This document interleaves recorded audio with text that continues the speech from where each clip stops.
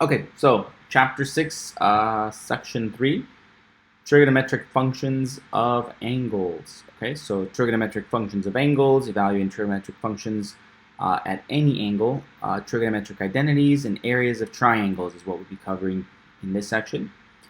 So trigonometric functions of angles. All right, so how does this compare what we've been doing?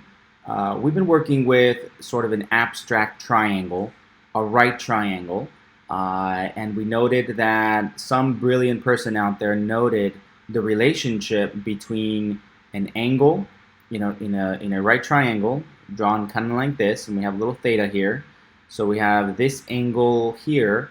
So the relationship between, say, opposite divided by hypotenuse, that ratio, being equivalent to this function that somebody discovered, right? This infinite function that would take a lot of math to figure out, but luckily we have a nice little button in our calculator. So remember that. It's a good review anyway. So let's go back over here. So remember that somebody came up with this idea that this sine function, sine of theta, is equal to theta minus theta, starts with cube, I think, theta cubed over 3 factorial plus theta to the 5th power over 5 factorial minus theta to the 7th power over 7 factorial plus, right, so we see the pattern of what's happening. It's all these odd powers, so we raise it to the power of that, and then over that number factorial, and this goes on forever, right? So somebody was working with this and figured out how to get a value out of this, what it converges to, and we'll revisit this in chapter 12 with more detail. But they figured out that for certain values of theta, that this can converge to something. Actually, it's for all real numbers, but at any rate, so they figured out how to make this, how to converge this for specific numbers when a value is inputted. And also they realized that whatever this answer is also equivalent to opposite over hypotenuse in a right triangle, right? So this just ends up being a button on our calculator, right? So we use our calculator to figure out what this is.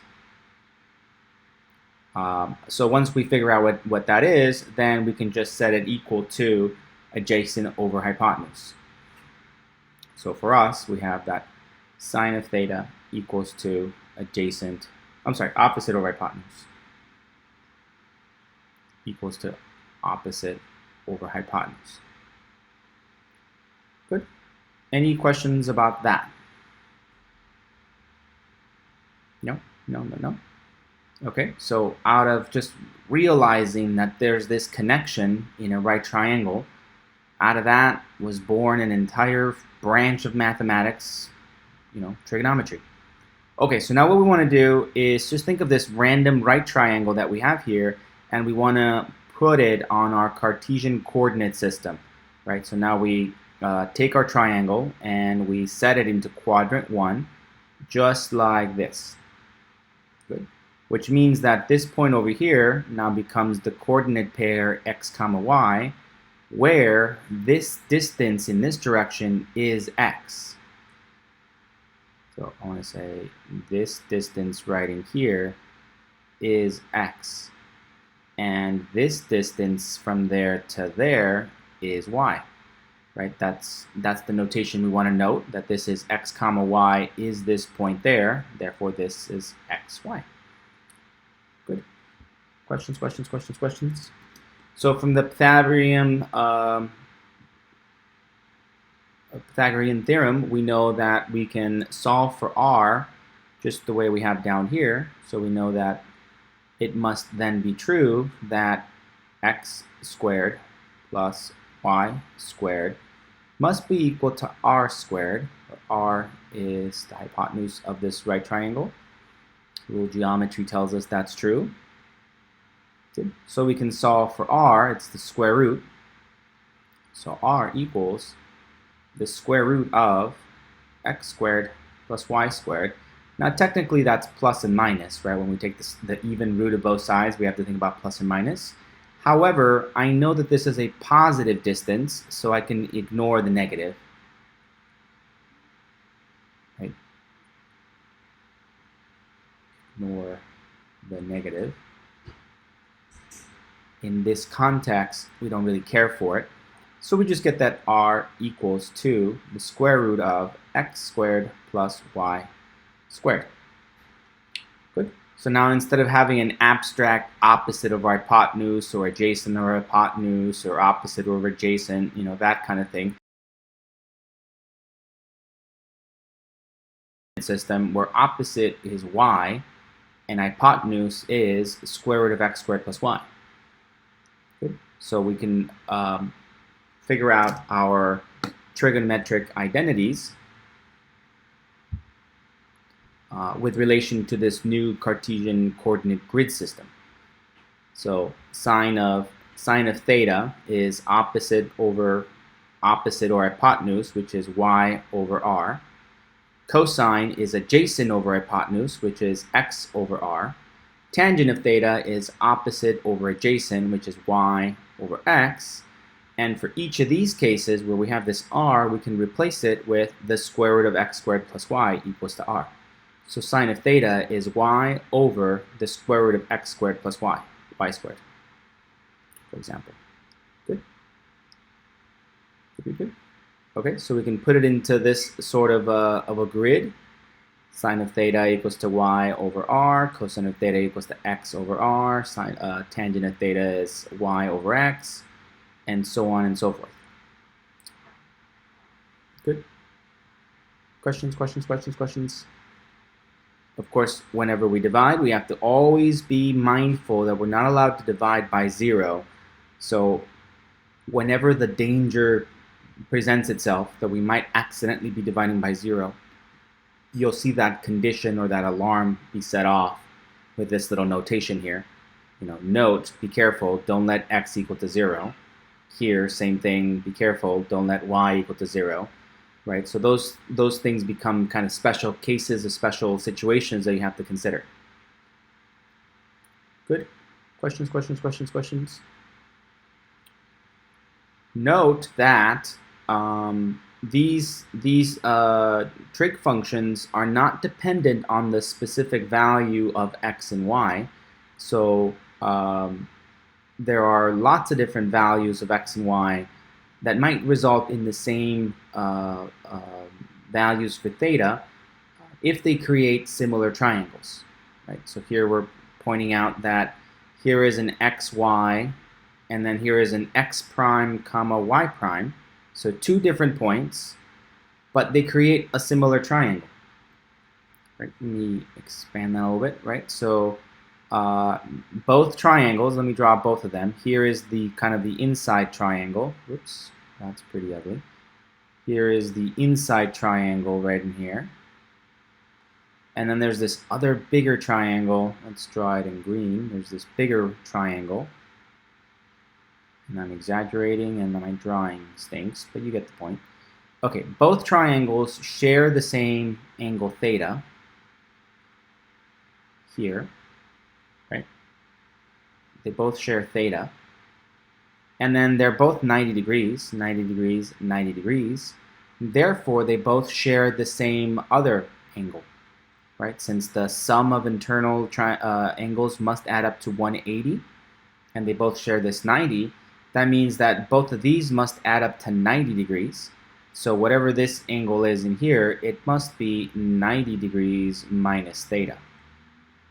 Good. And same thing over here, this must be 90 degrees minus theta. So since both these triangles share all the same internal triangles, they are similar triangles. Good? Questions? Similar triangles. So similar triangles are triangles that are kind of a zoomed in or zoomed out version of a previous one. They have the exact same internal angles. It's just that one is bigger than the other, but they have the same ratios, right? So here this distance is x and this distance is y, whereas over here in the larger triangle, this distance over here is x prime and this distance over here is y prime. But because they're similar triangles, then their ratios are the same. X divided by y is equal to x prime divided by y prime. Good. Opposite over adjacent, we know that that's tangent. So that would be tangent of theta equals to x over y, or equivalently, it equals to x prime over y prime. Good. Questions, questions, questions?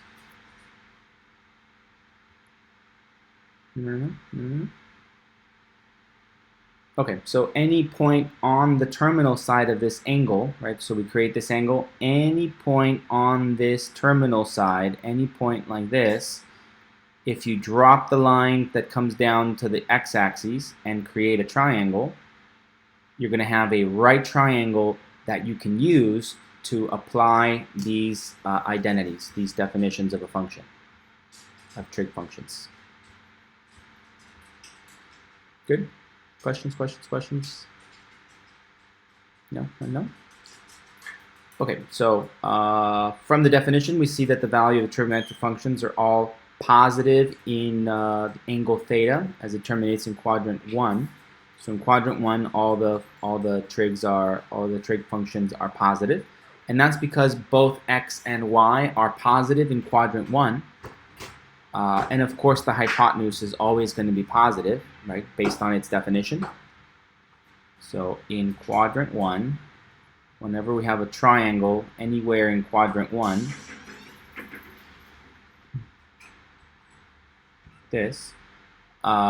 anywhere in here, the x is always positive, the y is always positive, and of course the r is going to be positive since r equals to the square root of x squared plus y squared, right? So r is always going to be positive no matter what. And so any kind of ratio, y over r, y over x, x over r, any of those ratios are all going to be positive. So in quadrant 1, all the trig functions are all positive. But then as we move on to other quadrants, then things get a little more complicated. So this is all in quadrant 1, Q1. Now if we move over to quadrant 2,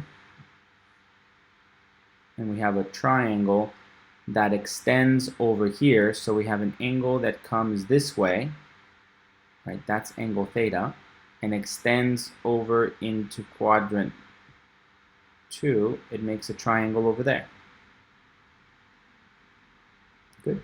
And now in this case, this part is negative.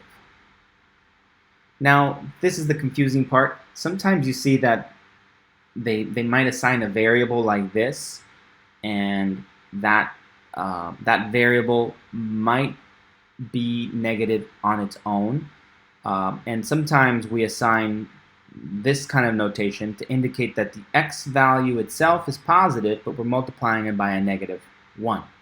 Right? And that's the notation we choose to adopt in trigonometry almost always, I want to say. So in trigonometry, almost always the variable is considered to be the positive end, and then that's why if we multiply by a negative 1, then the whole product will be negative. So this over here is positive y, and then a negative x. And then r is always positive, right? Based on its definition, whether x or y, or both x and y, either way, whether positive or negative, once we square them, we always get a positive plus another positive, and the square root of a sum of two positives is going to definitely be positive. Good. But now, when we have an x coordinate that is negative, then opposite over hypotenuse is still going to be positive, so sine is going to be positive. But adjacent over hypotenuse, that will be cosine, is going to be negative.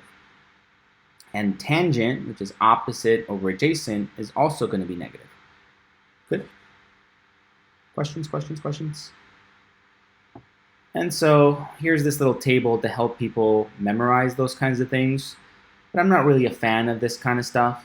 I don't know what kind of, how your trig teacher kind of approached this, but I don't really like memorizing anything you don't have to. It just seems like a real waste of brain power to memorize random tables. If you have a good understanding of the definition of these things, then you really shouldn't need to memorize a big table of all these things to memorize when cosine is positive or negative, when sine is positive or negative. I don't think it's that hard. Quadrant 1, the x is positive, the y is positive. Quadrant 2, the x is negative, the y is positive. Quadrant 3, both the x and the y are going to be negative. And in quadrant 4, then the x is positive and the y is negative. So understanding that, which is just paying attention to your rectangular coordinate system, then that helps you figure out this thing, right? When is sine going to be positive? Whenever the y is positive. And the y is positive in quadrant 1 and in quadrant 2. When is it negative? It's negative in quadrant 3 and in quadrant 4. Good. Cosine is going to be positive whenever the x is positive, and the x is positive in quadrant 1 and in quadrant 4. Good. Any questions about that? Quadrant, remember these goes counterclockwise. Quadrant 1, quadrant 2, quadrant 3, and quadrant 4. Good, good, good, good. So the y and the x. So the sine is dependent on the y, right, by the formula. So whenever the y, which is in this direction, whenever the y is positive, sine is positive. So sine is positive here and here. And sine is negative here and here in quadrant 3 and 4. Cosine is dependent on the x-axis. And whenever the x-axis is positive, cosine is positive. So cosine is positive here, cosine is positive there. And cosine is negative there, cosine is negative there. Once you figure that out, all the rest are just a variation of that, right? Sine, tangent is opposite or adjacent, so whenever they're both positive or they're both negative, this will be positive. Or whenever just one is positive and the other is negative, then this will be negative. Any questions about that? Okay, so I personally don't really like this whole table and memorizing these quadrants and when one is positive and one is negative, and then they also made people memorize this thing, right? To again memorize those things. A, S, T, C. All students take calculus to help people remember that, but again, I don't think it's necessary.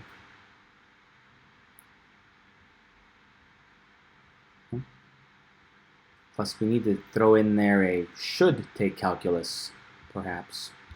Not that all do. Too few of them take calculus, I would say, in my estimation. And that leads me on to a rant about college and lack of math requirements, which we will not go down. Anyway, so examples.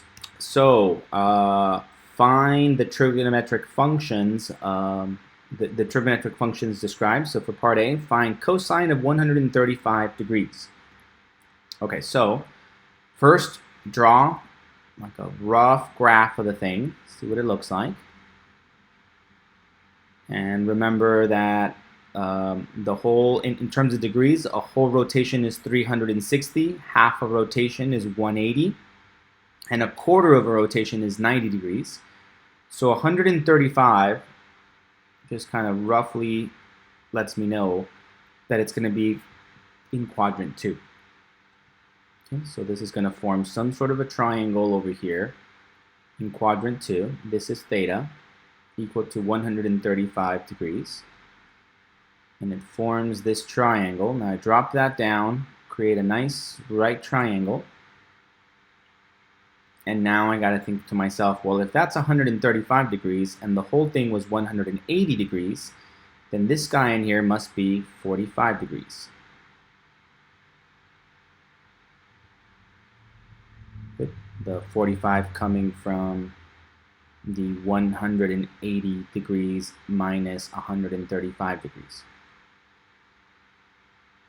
Questions, questions, questions, questions? No? Okay, so cosine is adjacent over hypotenuse.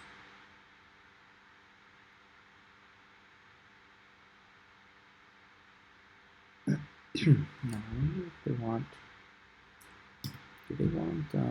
here, let me double check something here. Do they want,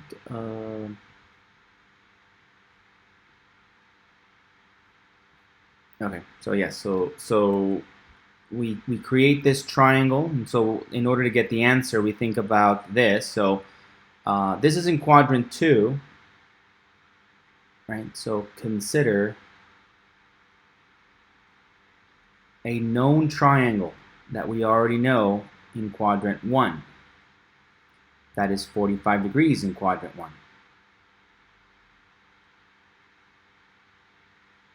Well, this is one of our known triangles. Remember that we can find all the standard triangles by thinking about either a square where all the sides are 1, 1, 1, 1, 1, or a triangle where all, an equilateral triangle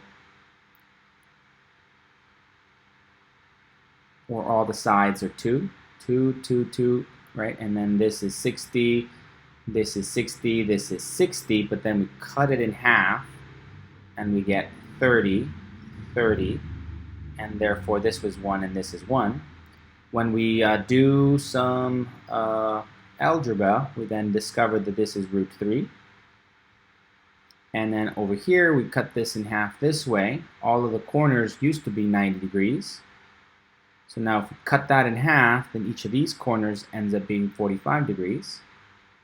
And if we do some algebra, we see that this is root 2. Okay, so comparing those two, we get this. And cosine of 45 degrees is then equal to 1 over root 2, which is equivalent to root 2 over 2. Any questions about that?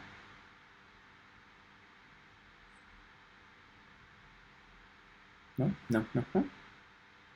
Okay, then because we're in quadrant 3, then we can say that from our knowledge of this triangle, this standard triangle in quadrant 1 being this, then we can come back over here and say that this is -1, this is 1, this is root 2 in this quadrant. Good. So then cosine of 135 degrees is equal to -1 over root 2, which is equal to -root 2 over 2. Any questions? No? No? Okay, let's see what they did here. Figure 1 shows, let's zoom in a little. So we have 135 degrees, that takes you over to quadrant 2, that creates this triangle here. And then we want to think about its equivalent triangle over here in quadrant 1, which forms a 45-degree triangle, one of our standard triangles that we know. Good. At this point, if it didn't form one of our standard triangles, at this point we really wouldn't have a way of finding it. In fact, we don't really, at any point, we don't really have a way of finding it other than technology, right? So we only get away with these standard triangles of 35, 45, 30, 60 degrees. And then we'll learn some identities that help us get to a few others, like maybe we can add them together and get 105 degrees, or maybe we can subtract them and get 15 degrees. So there's a few standard triangles that we can get, standard angles that we can work with based on these standard triangles. But what if the angle was just 2.7 degrees? There's nothing that our standard triangles can help us to find those. So for those, we're going to have to rely on technology to find the result. Good. Questions, questions, questions? Good. Okay, what about the other one, 390 degrees, tangent of 390 degrees.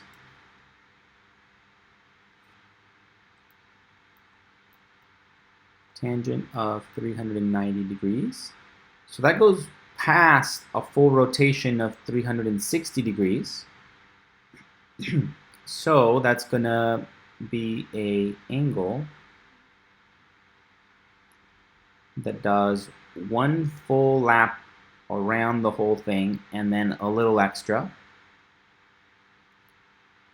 Right, so this is the angle theta equals to 390 degrees. And then what is the little extra amount? Well, 360, and then we went a little extra, so this must be 30 degrees. Right, so 30 degrees comes from 390 degrees minus 360. So notice that up here, when I wanted to find the 45 degrees, I took the angle that they gave me, the 135, and I did 180 minus 135. Whereas here, I took the angle they gave me and subtracted 360, right? So whether we subtract 360 from the angle they gave us, or whether we take 180 minus the angle they gave us, or maybe we take the angle they gave us plus 180, or just a variety of things that we could do. Well, it depends on whether the angle is positive or negative, and it also depends on what quadrant does it terminate in.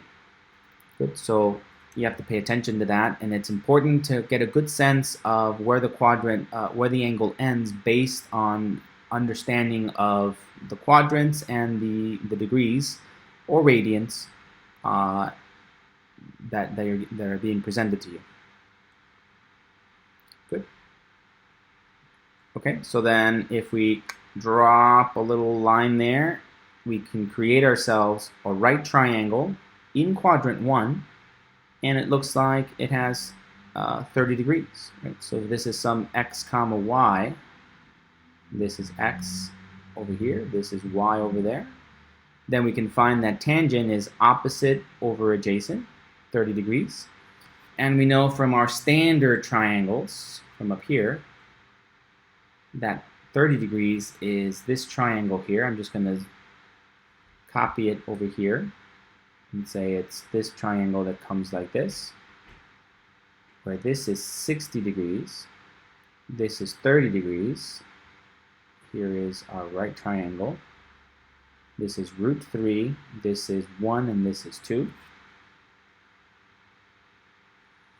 So tangent is opposite over adjacent of 30 degrees would be 1 over 3, or over root 3. Tangent of 30 degrees is equal to 1 over root 3, which is equivalent to root 3 over 3. And so we can see that tangent of 390 degrees is equivalent to tangent of 30 degrees. Same sign and everything because they both terminate into quadrant 1, which is equal to root 3 over 3. Any questions?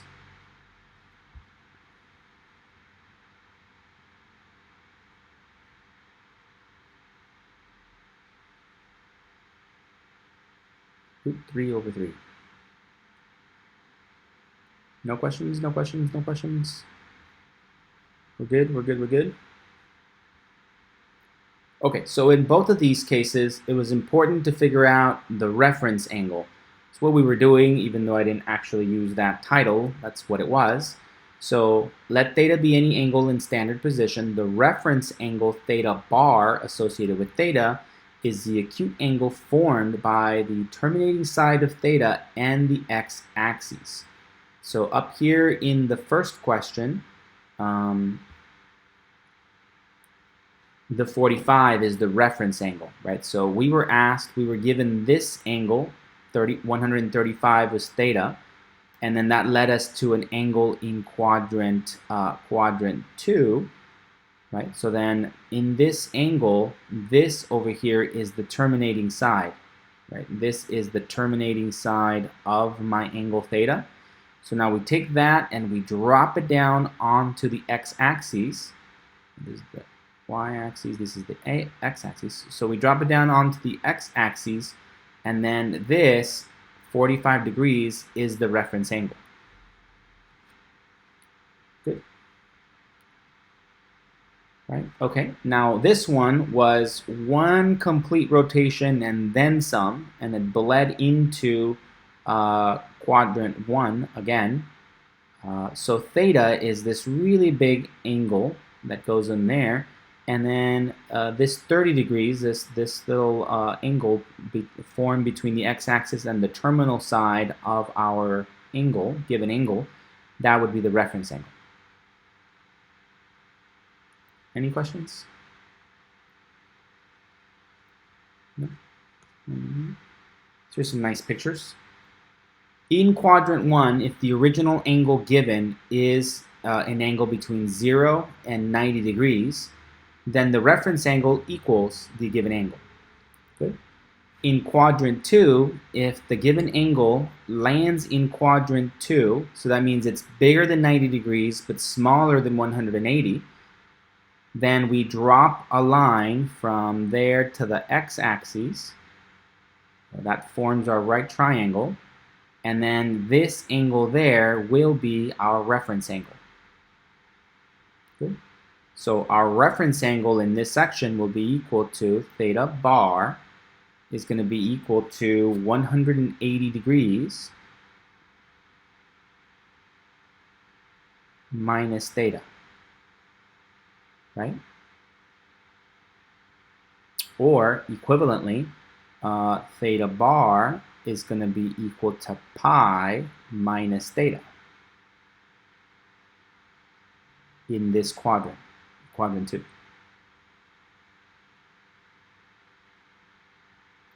Good. Okay, now if we bleed all the way into quadrant 3, the given angles in quadrant 3, we drop this line up to the x-axis and we end up with a little right triangle in quadrant 3. And now the reference angle is that angle right in there, which is going to be a little bigger than 180 degrees. So in this case, it's got to be theta bar, the reference angle, is going to be equal to theta minus 180 degrees. Good. So in this case, theta is a little bit bigger than 180, but less than 270, right? Because that's when it would bleed into quadrant 3. Right? And then back to radians, then that means that theta bar would be equal to theta minus pi. And then in quadrant 4, if the given angle goes all the way to quadrant 4, then the reference angle is this one, which means that theta bar must be equal to 2 pi minus theta in radians, or theta bar must be equal to 360 degrees minus theta. If it goes beyond that and does a lap, one full lap and then some, then you have to start taking away multiples of 360 degrees until you get to an angle, a coterminal angle between 0 and 360, and then you can apply these rules, or some combination of the two. Questions, questions, questions? No? Maybe, sort of, kind of? Okay, well, with degrees, it So when you want to find the reference angle of any given angle, it's important to know what quadrant you land in because the formula varies just a little bit, right? Varies a little bit between them. So when you're given an angle in radians like this one, find the reference angle for theta equals to 5 pi over 3. The first thing is you have to figure out what quadrant does it land in. Because I need to know whether I should subtract the pi from this, I should take pi minus this, should I take 2 pi minus this? I need to know what quadrant it lands in. Okay? All right, so let's think. 5 pi over 3, that's bigger than pi, right? Because it's 1 point. So for part A here, note that 5 pi over 3, that's equal to 1 2/3. That's 1.67 pi's. I'll just put 1, and as a mixed number, there's 2/3. As a mixed number. Looks weird. Mixed number. Mixed number. Or 1.67 pi's. And remember that in radians, 1 full rotation is 2 pi. So from there to there, 1 full rotation is 2 pi, which means that half a rotation from there to there is just pi, which means that from there to there is half a pi, or pi over 2. And then from there to there is halfway between pi and 2 pi. That rotation, this one, is 1.5 pi's. 1.5 pi. Good. Questions, questions, questions? So 1.67 pi's is all the way into quadrant 4. That's one way to figure it out. Another way to figure it out is to convert it into degrees, and then degrees usually easier to visualize it, right? So I can take 5 pi over 3 and multiply it by multiply it by 180 degrees over pi.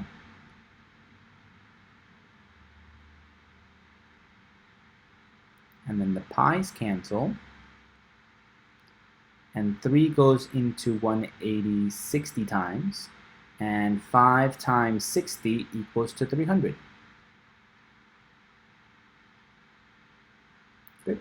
So we can conclude that 5 pi over 3 radians equals to 300 degrees. Either way, we've concluded that this ends in quadrant 4. Any questions?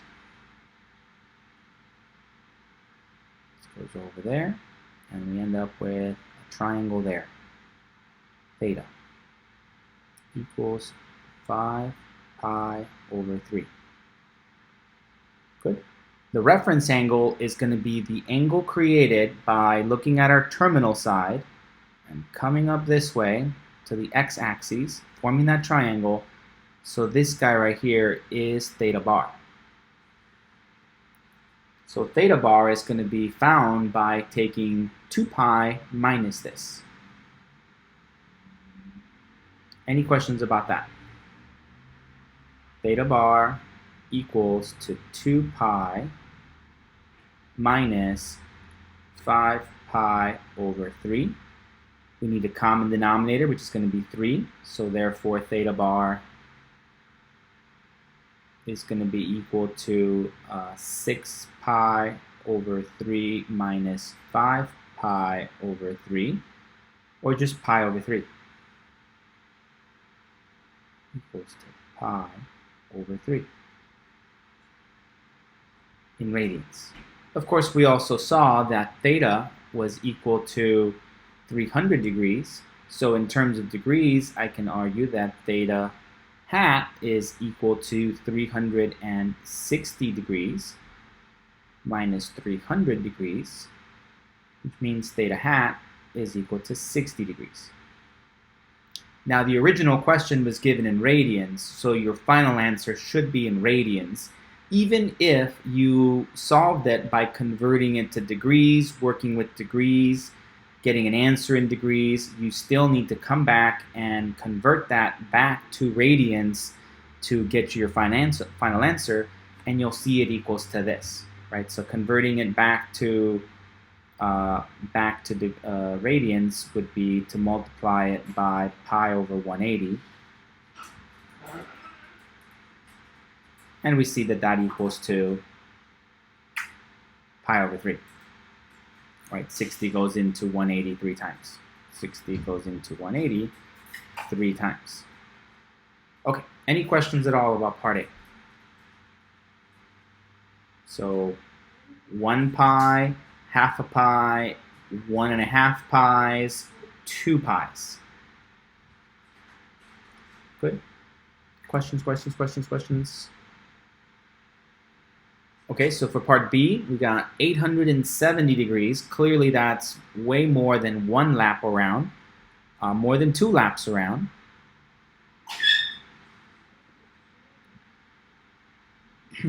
So we got 870 degrees minus 360 degrees. That's going to take us to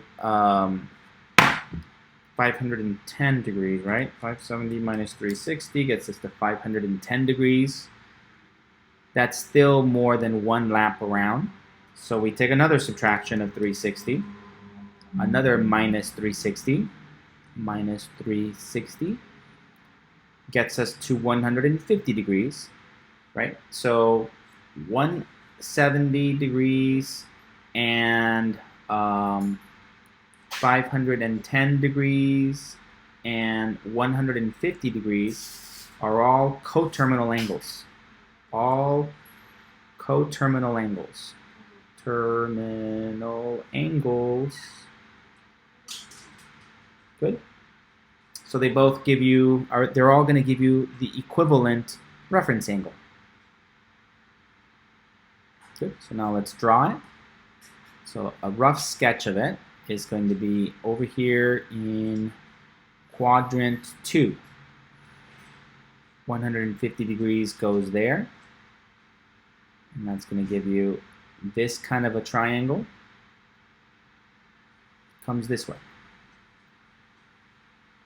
Good. So this is 150 degrees. And we know that that was the coterminal angle to one that did 2 laps and then stopped here. Right, so the real one that they gave me was one that started with here and it did 1 whole lap, 2 whole laps, and then ended up there.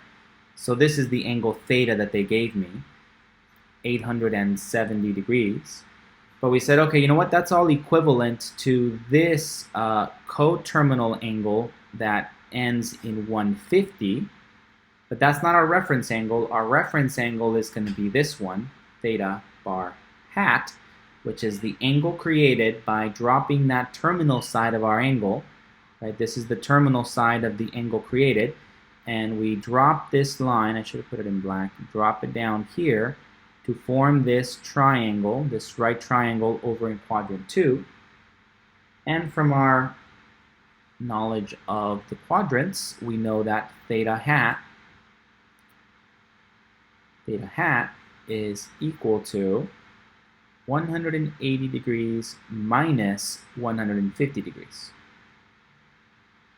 So the reference angle is going to be 30 degrees. Good. Questions, questions, questions, questions, questions? And that's all it wanted, right? Find the reference angle for each of these. Why are reference angles important? Because they give me a triangle with an acute angle such that the trig functions are going to be equivalent, right? So when I want to find what is sine of 870 degrees, I can say, well, that's going to give me the same answer as sine of 30 degrees. If I find the answer to this one, it'll be the same as answer as that one. And when we look at our standard triangles, this is one of our standard triangles like this. This is 1, 2, root 3. Sine is 1/2. So all of that equals to 1/2. Good, good, good, good. And when I want to look at cosine of 870 degrees, well, that's going to be very similar to cosine of 30 degrees. I just have to pay attention that this is in quadrant 2, and x is associated with the cosine, x over r, right, adjacent over hypotenuse. So I know that this must be a -1 times cosine of 30 degrees. -1 times cosine of 30 degrees. And cosine of 30 degrees is root 3 over 2, so this must be -root 3 over 2. Any questions?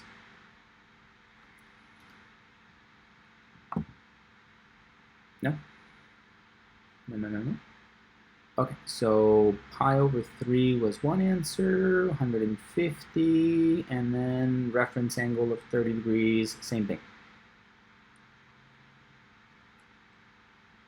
Okay, so to find the values of trigonometric functions for any angle theta, we carry out the following steps. Find the reference angle theta hat associated with theta. Determine the sign of the trigonometric function of theta by noting the quadrant in which theta lies. And then the value of the trigonometric function of theta is the same, except possibly for the signs, depending on which quadrant you're in. Good. All right, so for part A, sine of 16 pi over 3. So the first thing I would do is turn that fraction into a decimal. Part A. So let's turn 16 pi over 3 into 16 over 3 pi. And that's going to go into it 5 whole times and then 1/3, right? As a mixed number, 5 and 1/3 pi.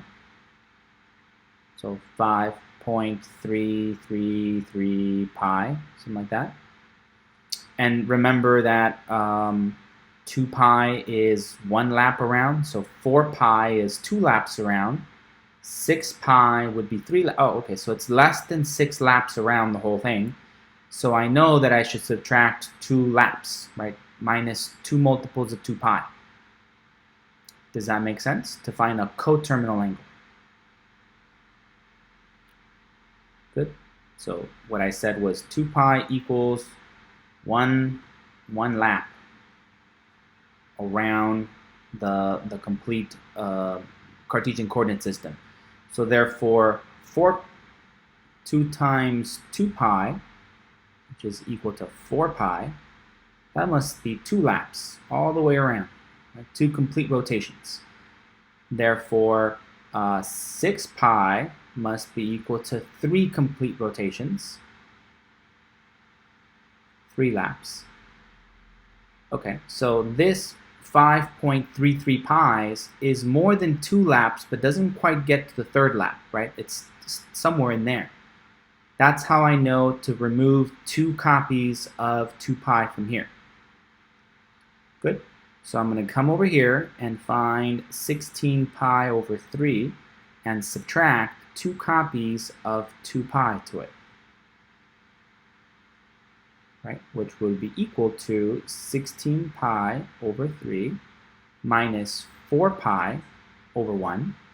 I'm going to multiply it by 3 over 3 to get a common denominator. So it'll be 16 pi minus 12 pi over 3, which gets me to 4 pi over 3. I have not found the coterminal angle yet. People can, I have not found the reference angle yet. These are coterminal angles, right? So I can conclude that 16 pi over 3 and 4 pi over 3 are coterminal.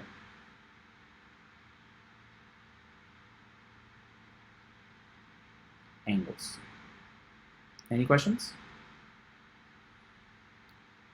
Okay, and so now working with 4 pi over 3, that's 1 1/3. Now, 4 pi over 3, that's equal to 1 1/3 pi, which is equal to 1.33333 pi, right? Just keeps going forever there. Okay, that's more than 1 pi, but less than 1.5 pi's. Remember that our rotation, if we go from there to there, that's pi angle. But if we go from there to there, that's 1.5 pi's. Well, this one lands somewhere in there. So I can look at that and I can conclude that this is going to end somewhere in quadrant 3. 1.33 pi's is in quadrant 3. Good. Questions, questions, questions, questions? So I can just draw it, sketch it at least, and that'll go from there to there, somewhere there, like this. So this would be 4 pi over 3. Good. Questions, questions, questions, questions? And remember, that's a coterminal angle to the given angle. The given angle was crazy. It did 1 complete lap, 2 complete laps, and then some. So this crazy turn, this is the angle they gave me, 16 pi over 3. Good. Questions, questions, questions, questions? Oops, it doesn't end there. It's going to get ugly. Oh, I knew it was going to erase everything. So it does 1 complete turn, 2 complete turns, and then it goes on to end in the same spot. That's why they're coterminal angles. Good. Okay, but now it's time to find the reference angle, and the reference angle is going to be this one, created by dropping a line between the terminal side of my angle and the x-axis. That creates this triangle. And now this angle right here is going to be our reference angle. And we know from our understanding of triangles in quadrants 1, 2, 3, 4 that that reference angle is going to be found by taking the given angle minus pi. Good. So this is going to be equal to 4 pi over 3 minus pi.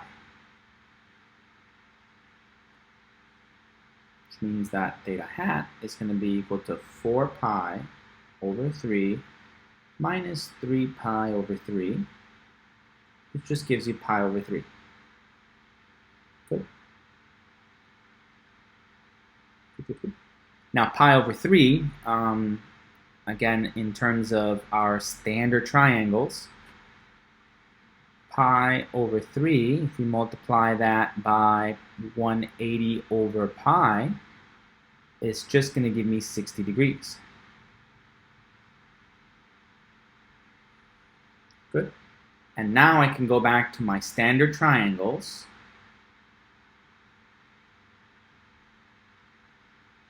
Where this is 30 degrees there, this is 60 degrees there, this is 1 root 3, 2.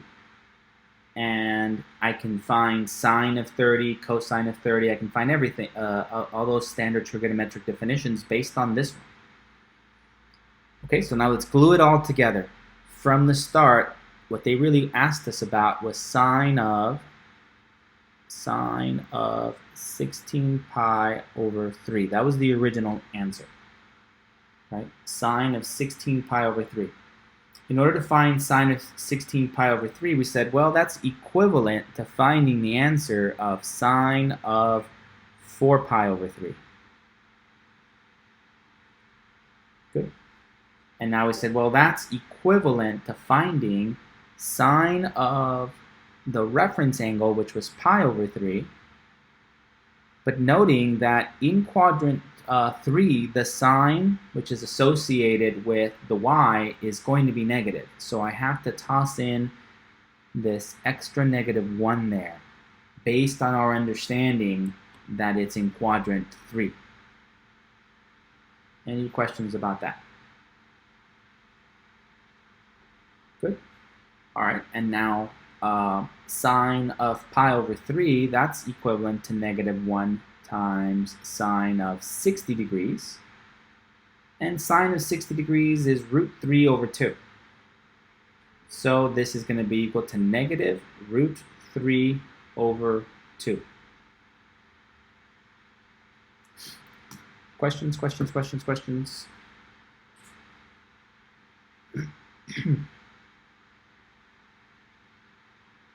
No?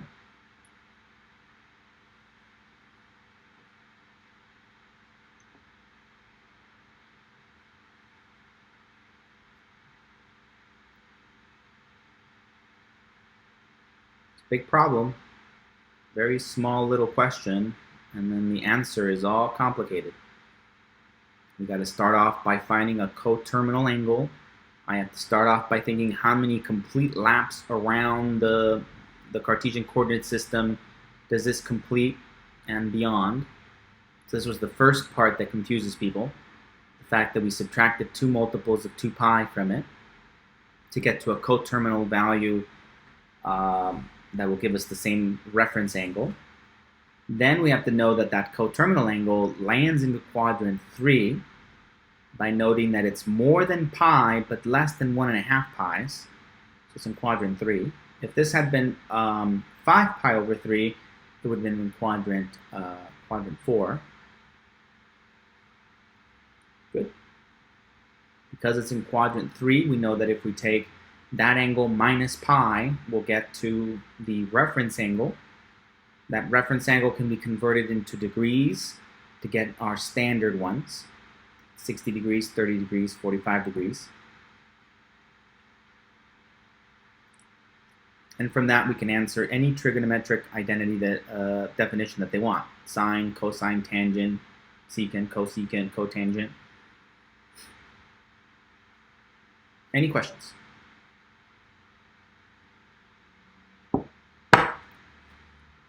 Okay, let's see what the author did.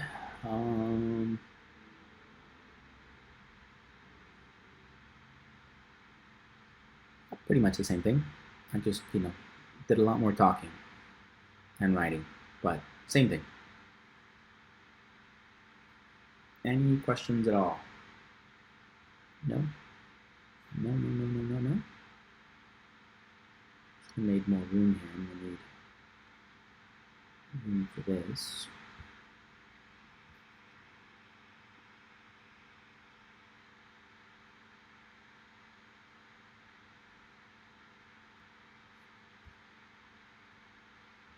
Okay, so I need room for part B, which is secant of negative pi over 4. Okay, part B. Find what secant of negative pi over 4 is. Okay, so negative means that we go in the quadrant 4, right? We go in this direction, we go opposite, counterclockwise, pi over 4 times. And again, if you want to get a sense of how big that is, convert it into degrees. Pi over 4 is equal to 180 divided by pi. The pi's cancel, which gives us 180 over 4, which gives us to 40, gets us to 45 degrees. Okay. Come on. Come on. Oh, it's failing me now. So it's 45 degrees in the opposite direction, right? So it's going to go down into quadrant 4.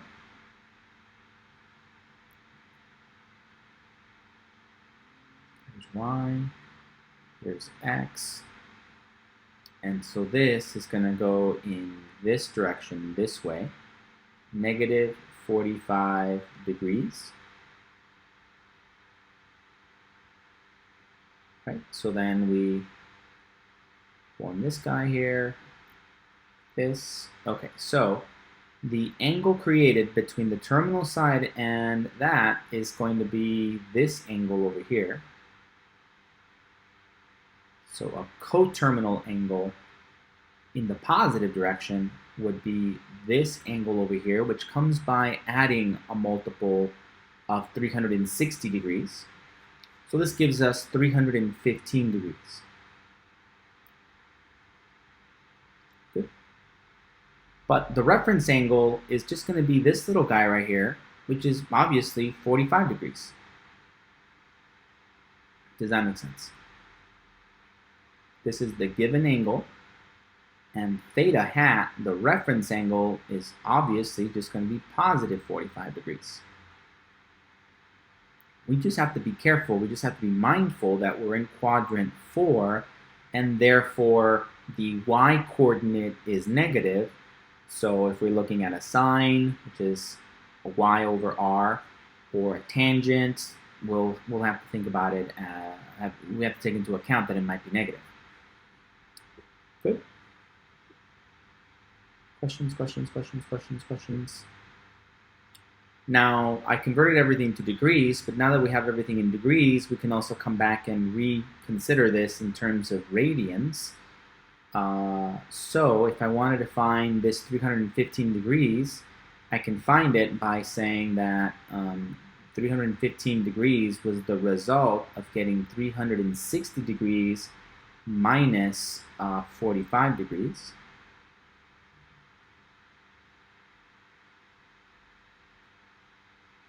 Okay. So if we take 2 pi and subtract pi over 4, we'll get to this coterminal angle that lands in the same place into quadrant 4.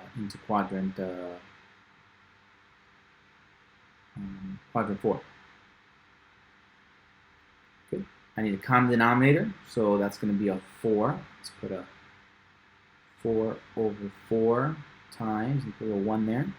So that's going to be 8 pi minus 7 over 4, 7 pi. 8 pi minus pi, not 7 pi. Already jump into the answer there. 8 pi minus pi over 4, which gets me to 7 pi over 4. Okay. This 7 pi over 4 is equal to 315 degrees. Right, that's this one. Good. So we could say that negative pi over 4 and 7 pi over 4, or 315 degrees and negative 45 degrees are all coterminal angles.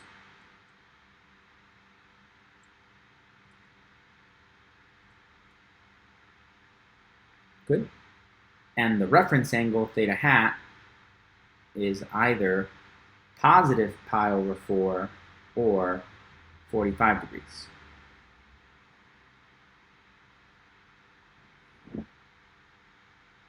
Good. Good. Okay, so back to the original question. They want to know what is secant of negative pi over 4. Remember that secant is 1 over cosine, so this is the same thing as asking us what is 1 over cosine of negative pi over 4, which is the same thing as 1 over cosine of positive pi over 4. Right? This is the reference angle.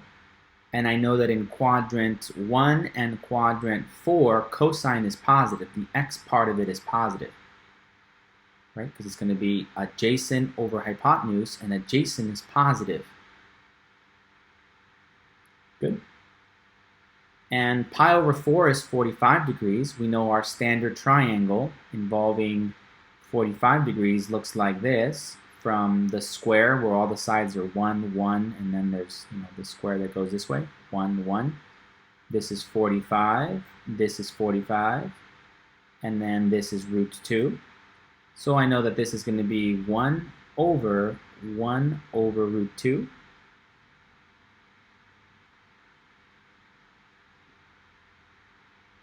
And the whole thing simplifies to 1 times root 2 over 1.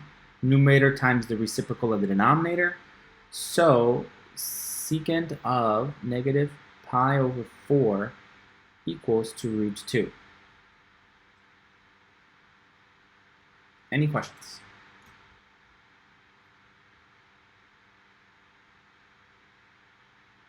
No? No questions? No questions? No questions?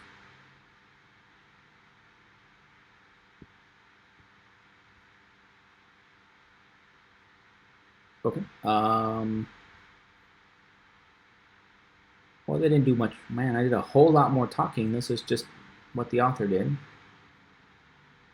Pointed out that it's positive, and they went to their memorized table, and then from there they said that the angle was positive, and so root 2. Okay, same thing.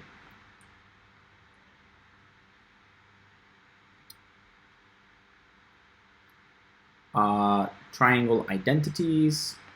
Oh, wait. We weren't supposed to know that already? Thought we were supposed to know that already.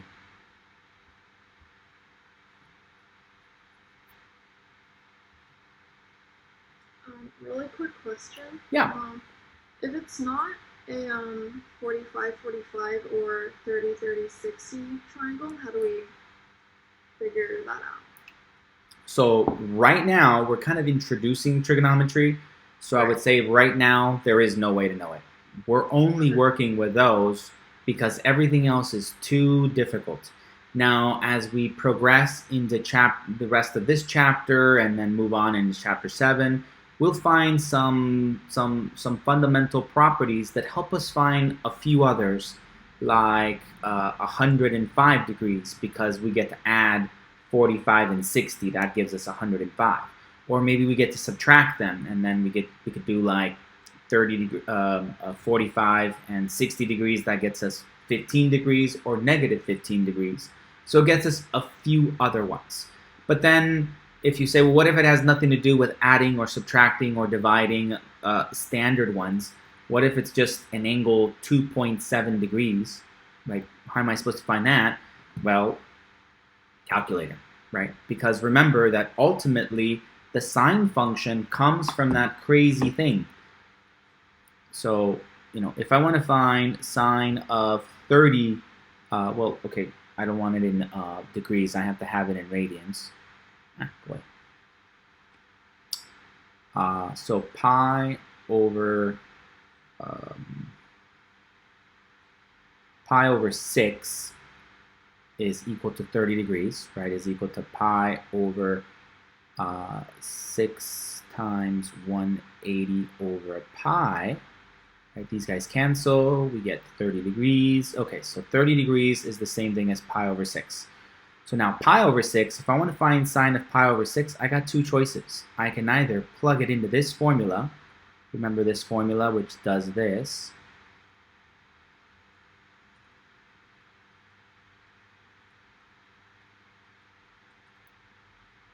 To the 7th. Okay, so we start to see the pattern. 7 over 7 factorial. Dot, dot, dot, dot, dot. This pattern forever. I can either plug it into here, pi over 6, pi over 6, pi over 6, pi over 6, and do some very fancy math to figure out what this is. Or, okay, well, this is it just so happens that there is this nice little property of this basic triangle that involves 60 degrees. Here's 30 degrees, right? We said this is the same thing as pi over 6. This one is the same thing as pi over 3. Okay, and from here we know that this is 1 root 3 and a 2. So it just so happens that in this case it's going to be equal to opposite over hypotenuse. This whole thing equals to 1/2. After you do a bunch of fancy math with this thing going to infinity, we see that this whole thing equals to 1/2. I can use my calculator and punch this into my calculator. This is what your calculator does when you punch in sine of pi over 6. It'll do this whole thing and it'll end up with 1/2. Like, okay, great. So for some very easy, convenient results involving some basic standard ones, like these, like, okay, I got these. I know these. These are going to be 1, 1, root 2. And we can do either the standard triangles to find those ratios, or we can plug it in our calculator.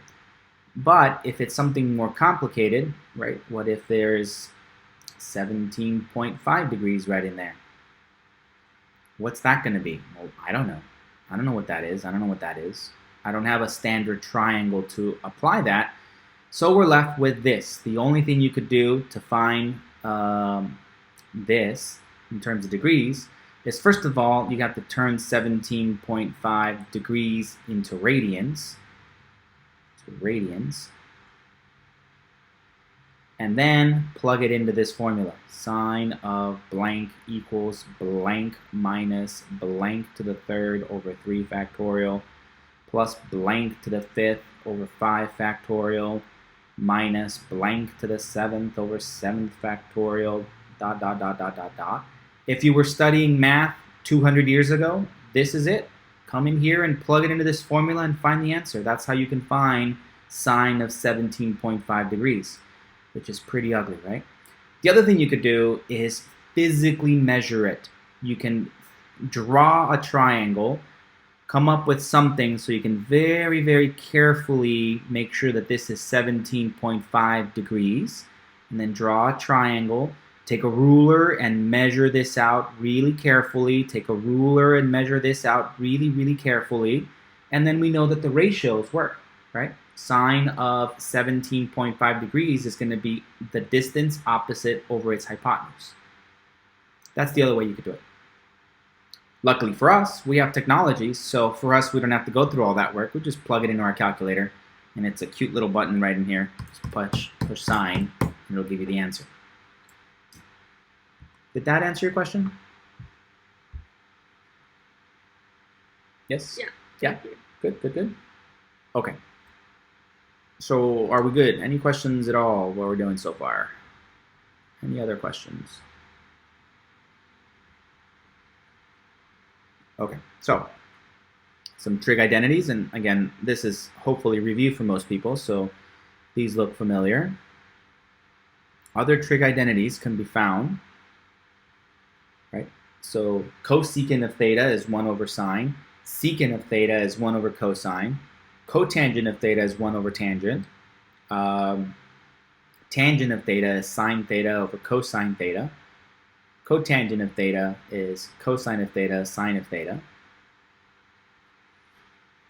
Good. And these are all just going back to the definition that we were using before. They're just extending this kind of understanding back above where we connected this to some point x comma y on our Cartesian coordinate system. Whoa, that's ugly.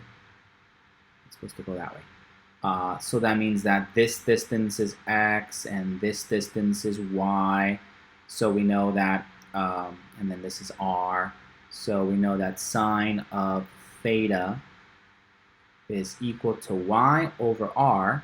And then it was defined for us that cosecant of theta is r over y. So all they're doing is making the connection that these two are related to each other by doing 1 over sine equals to cosecant of theta. Good. Questions? No. And then for this Pythagorean identities, we can go back to this and say that it must be true that, okay, so we have sine of theta is this, and cosine of theta is equal to x over r. Right, we have that. Adjacent over hypotenuse. Okay, so then we can take x squared plus y squared. Let's make this a little. So then we can say that, let's see this thing, this.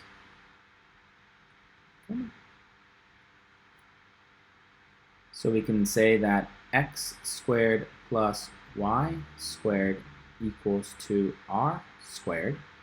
And from here, I can solve for x. If I multiply both sides by r, I can get the x squared. So from here, I can get that r cosine of theta equals to x. And from here, I can get that r sine of theta equals y. And I can plug them into here. So r cosine of theta squared plus r sine of theta squared must be equal to r squared. So therefore, r squared cosine of theta squared plus r squared sine of theta squared is equal to r squared. And now if we divide both sides by r squared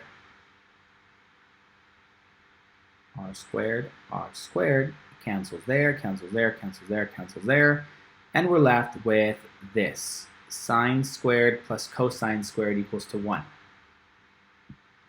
Good? Questions, questions, questions? No?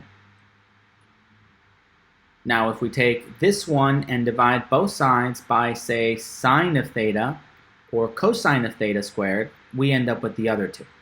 So for example, if we take sine squared theta plus cosine squared theta equals to 1 and divide both sides by cosine, right? Divide everything by cosine squared theta, cosine squared theta, cosine squared theta. Then these guys cancel to give me a 1, and I end up with sine over cosine, which gives you cotangent. I'm sorry, gives you tangent, and so we end up with this formula. Right? Sine squared cosine squared, that's tangent squared, plus 1 equals 1 over cosine squared, which is secant squared. And if you had divided both sides by sine squared, we would have gotten to that formula. Good? Questions, questions, questions? Okay, so these blue boxes give you identities that you don't have to prove.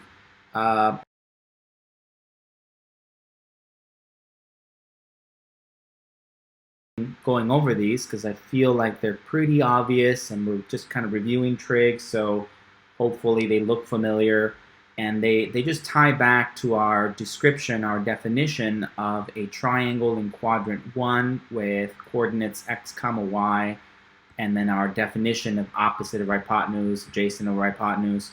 That gets you these, and then this one is, you know, not a very difficult extension of Pythagorean identity applied to this triangle. So these aren't too bad, but as we move forward in this area of trigonometry, lots of identities are going to be given. Some of them are super easy, really obvious, and some of them are really, really, really, really hard to prove. So remember that in this class, you're not required to know the proofs of these things. Sometimes I go over them. The book covers some of them, not all of them. But you know, sometimes something is just presented to you, and at this stage in your math career, it's just important to understand what they're telling you and be able to use it and be prepared to prove the ones that they tell you to be able to prove. But there's some things that are presented that you really just can't prove at this stage. So it would kind of be just climbing down a rabbit hole to try and prove something that might be too hard and out of reach for you guys. So some stuff is just given to you. Okay? So anything in one of these boxes, you just get to use it. You don't have to prove it. You don't have to justify where it came from. Hopefully you can for some of them. But if you can't, don't worry about it. Just use it. Okay? So for part A, it says here, express sine of theta in terms of cosine of theta. And well, we have lots of things that connect sine and cosine. So say this one, for example. This is a statement, an equation, that has a sine and a cosine associated. So we can use that one to answer part A. Part A. I can start off with the known one, sine of theta plus cosine of theta squared must be 1, right? And this is a known fact. No one questions this. You can just start from there. And now we wanted to express sine in terms of cosine, so I want to solve for sine equals something with only cosines in it. So all I have to do is solve for sine here. Sine squared equals to 1 minus cosine squared theta. And then we take the root of it. So sine theta is equal to plus or minus root 1 minus cosine squared theta. Now, this plus or minus takes on a slightly different meaning here. Here, when we did this, and then we took the root of both sides, and we said, oh, okay, that must mean that x equals to plus or minus 2. Here, it is both answers, right? Both answers are valid. Both plus 2 and minus 2 are valid answers for solutions. Good. Whereas here, it doesn't necessarily mean that both are going to be valid answers. You have to pay attention to the quadrant. So in some cases, it'll be positive sign, and in some cases, it'll be negative, but not both. It just depends on the quadrant. Either plus or minus, depending on the quadrant.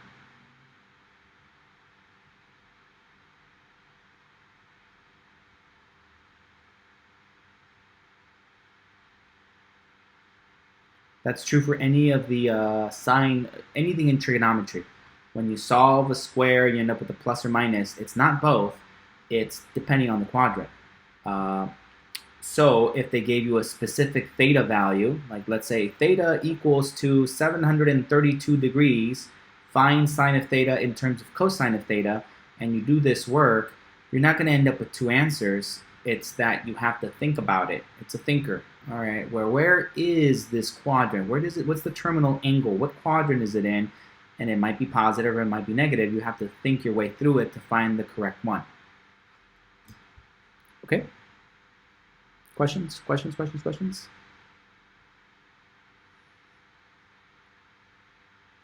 Okay, part B. Express tangent of theta in terms of sine of theta. Tangent of theta in terms of sine of theta,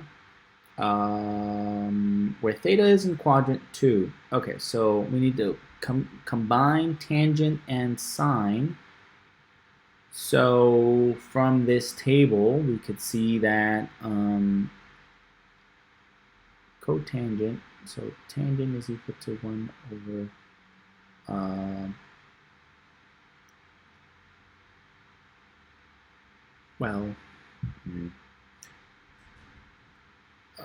I can go here, I suppose. I can go over here and replace cosine in terms of sine and replace it right in here, and that'll give me a tangent in terms of sine. Or I can go over here and see this has a tangent in here. It's 1 over tangent. And then here, this is 1 over sine. Yes? So I can use either one of those methods. Let's try this one. 1 plus cotangent squared equals to cosecant squared.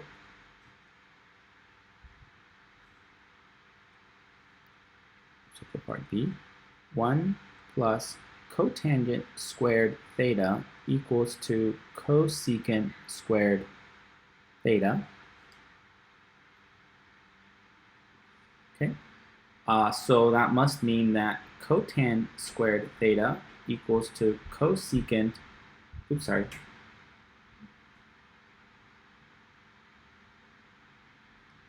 cosecant squared theta minus 1. So now this means that this is 1 over tangent of theta squared equals to cosecant squared theta minus 1.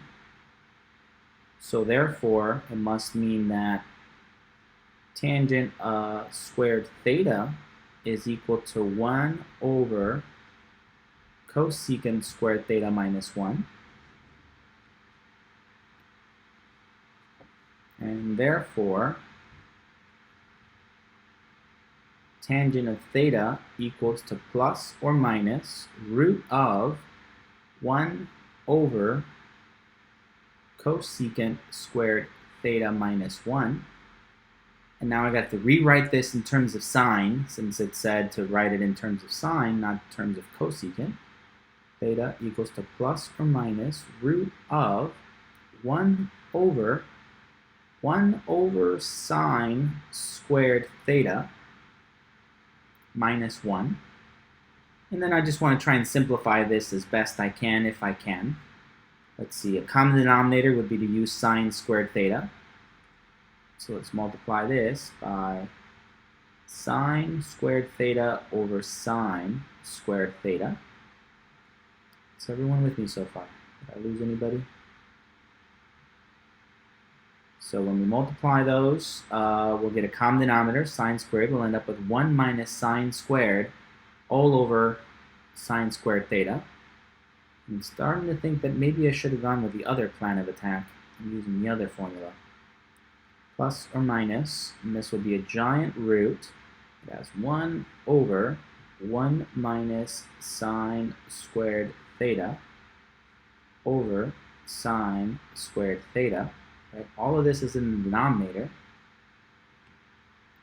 So I can multiply the numerator times the reciprocal of this denominator to get that tangent of theta is equal to plus or minus sine squared theta all over 1 minus sine theta, sine squared theta, inside this. Tangent of theta equals to plus or minus sine of theta all over square root of 1 minus sine squared theta. Well, we would have gone to this answer faster and easier if we would have just used the other formula.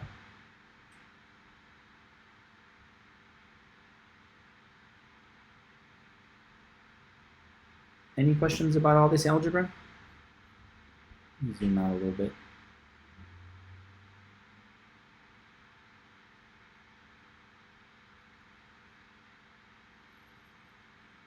Good. And that's because I decided to start off with this identity. 1 plus cotangent squared theta equals to cosecant squared theta. And then proceeded to do some algebra.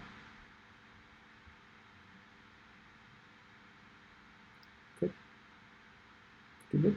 Okay, or the other thing I could have used is just this definition, tangent of theta equals to sine theta over cosine theta, and then use the previous description here to solve for cosine of theta and plugged it into here.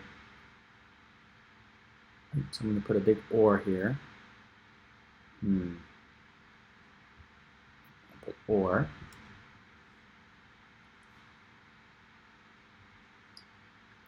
From sine squared theta plus cosine squared theta equals to 1, I can solve for cosine of theta. Cosine squared theta equals to 1 minus sine squared theta, which means that cosine of theta is equal to plus or minus root of 1 minus sine squared theta. And now from the definition of tangent of theta equals to sine of theta over cosine of theta. This is going to be equal to sine of theta over, and then cosine of theta we said was this, plus or minus root 1 minus sine squared theta. Okay, so these match. They give us the same answer. Same as that one. But either way, we're not totally done yet, because they asked us about tangent of theta in terms of sine of theta where theta is in quadrant 2. Okay, so theta is going to be an angle in quadrant 2. In quadrant 2, we know that the x-coordinate is negative, the y-coordinate is positive, so tangent is going to be negative. Does that make sense?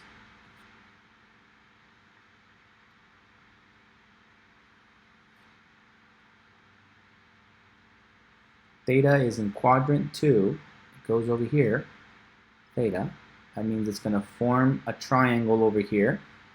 We drop that terminal side and the x-axis. We drop a line there. Here is our reference angle.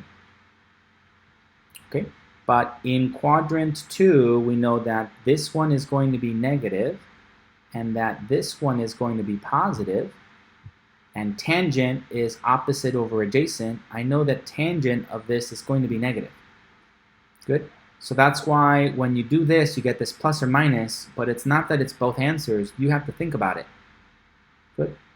So my final answer is going to be that tangent of theta equals to sine of theta over root 1 minus sine squared of theta, and I have to know that this is negative.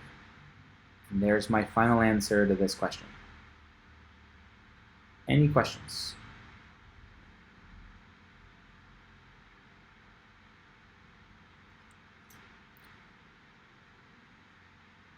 No? No? Big. A lot of talking there. It took a long time. Any questions? Any questions? Any questions? No? No? Let's see what the author did. Yeah, they did it the simpler way. Cosine of theta equals to plus or minus 1 minus sine squared theta.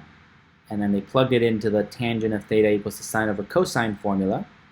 And then we have to know that in quadrant 2 tangent is negative, so that's why they keep that minus. And that's how we get the same answer. Questions, questions, questions, questions?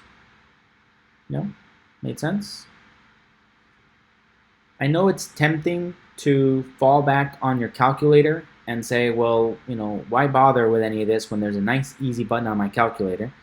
But remember that, you know, that's useful in some cases. In fact, you have to rely on it in some cases. There's no other way. But we often focus on cases that you can solve without a calculator, so that we can point out, you know, kind of target the relationship between triangles and quadrants and reference angles and coterminal angles and why something is positive, why something is negative, and just be able to play with those ideas. And you know, you kind of lose all that if you just get a calculator and punch it in and it gives you the answer. That's certainly useful in some respects. Sometimes you just want the answer. You know, who cares where it came from and why it's a decimal that's negative or positive, where that, I don't know, just punch it in and get an answer and move on with your problem. So when it's a much larger problem and then, you know, as a small little part of it, you got to figure out what tangent of, you know, negative 27 degrees is, you know, just punch it in and get an answer. But at this point, it's also important to kind of play around with these concepts and ideas about quadrants and reference angles and coterminal angles and all that. So to just be careful not to rely too heavily on your calculator, because as you'll see in your homework, a lot of these can't be solved with the calculator, right? We intentionally leave values in terms of variables so that it's not as easy as just punching it into a calculator. You really have to kind of draw a triangle and think about these sides and the angles and the quadrants to be able to get an exact answer. Okay? Questions, questions, questions? No? It all made sense? Okay, final concept in this section is areas of triangles. So remember that the formula for any triangle is equal to 1/2 base times height. Right? So if I have some sort of triangle, it doesn't matter whether it's a right triangle or not a right triangle, any triangle, to figure out the area, we first of all have to think of one side as being the base. So let's call this the base. And then we need the height of the triangle. So if we go like this, we can find the height. Of course, that forms a right angle there. So the area of the triangle area is equal to 1/2 times the base times the height. H. Good, good, good, good.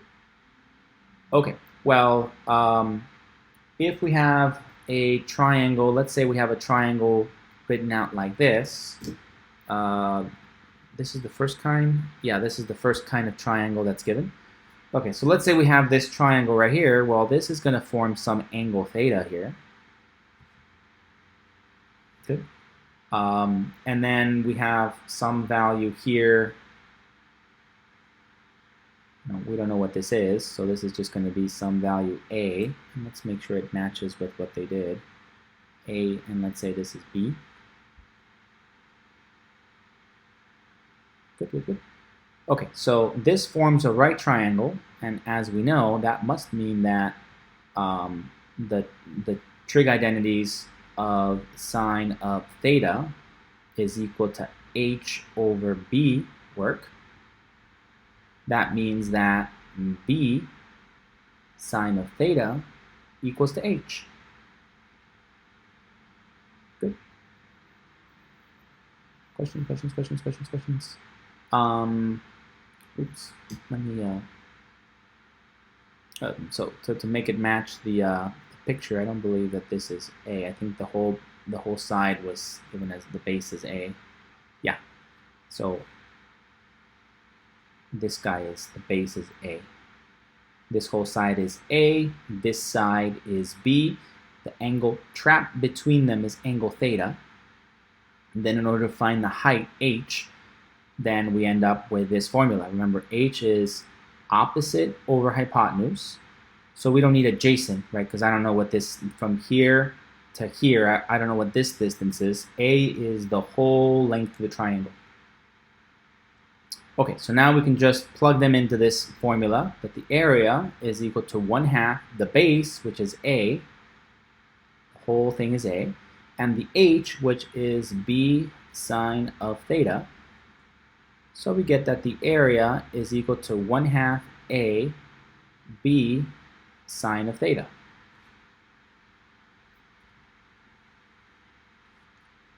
Good, good, good, good, good. Okay, this holds to be true even if the triangle is given this way. Let's say that the triangle is formed like this, where this is theta.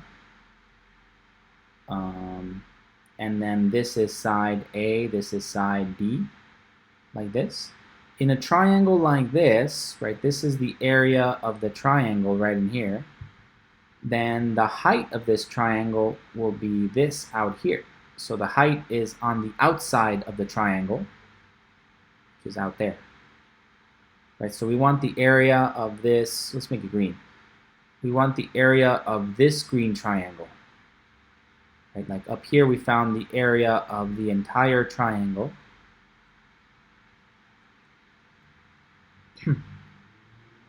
But this could be another way of drawing a triangle. Good. Well, actually, I guess.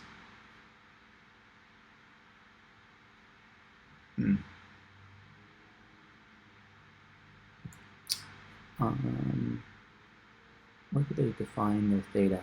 Oh, they define their theta to be there. Okay, so we're going to look at defining this as our theta here. And so here, notice that theta is trapped between A and B. And this is where theta is a triangle, an acute angle. So this is if theta is between 0 degrees and 90 degrees. Then we end up with a triangle that looks like this. On the other hand, if theta is an angle that is bigger than 90 degrees, but less than 180, if theta is bigger than 90 degrees, but less than 180, It has to be less than 180 because if it was bigger than 180, then it wouldn't be a triangle, right? The sum of the internal angles of a triangle have to add up to 180, so you can't have one single angle inside a triangle be greater than 180. Okay, so now if we have an angle like this, we can form this. All right, so the two sides next to the theta, A and B, are going to be formed like that. Okay, so what we're going to look at is this other triangle formed here by looking at this. So if this angle is theta, then this angle here is angle 180 degrees minus theta. Let's call that theta hat. Good. And then that forms a right triangle where this side is B still, and then the opposite side is H, and then we don't know what this is. Right? This part is unknown. Good. Okay, so then we can conclude that looking at this triangle over here, sine of theta hat must be equal to H over B. And theta hat is just 180 degrees minus theta. Sine of 180 degrees minus theta must be equal to H over B. So B times this, B times sine of 180 degrees minus theta is equal to H. Good. Okay, so again, looking at the area of this green triangle, the area is equal to 1/2 base times height.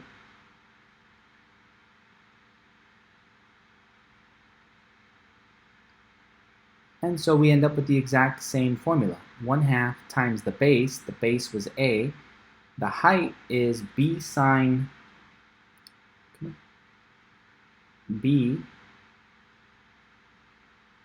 sine of 180 degrees minus theta.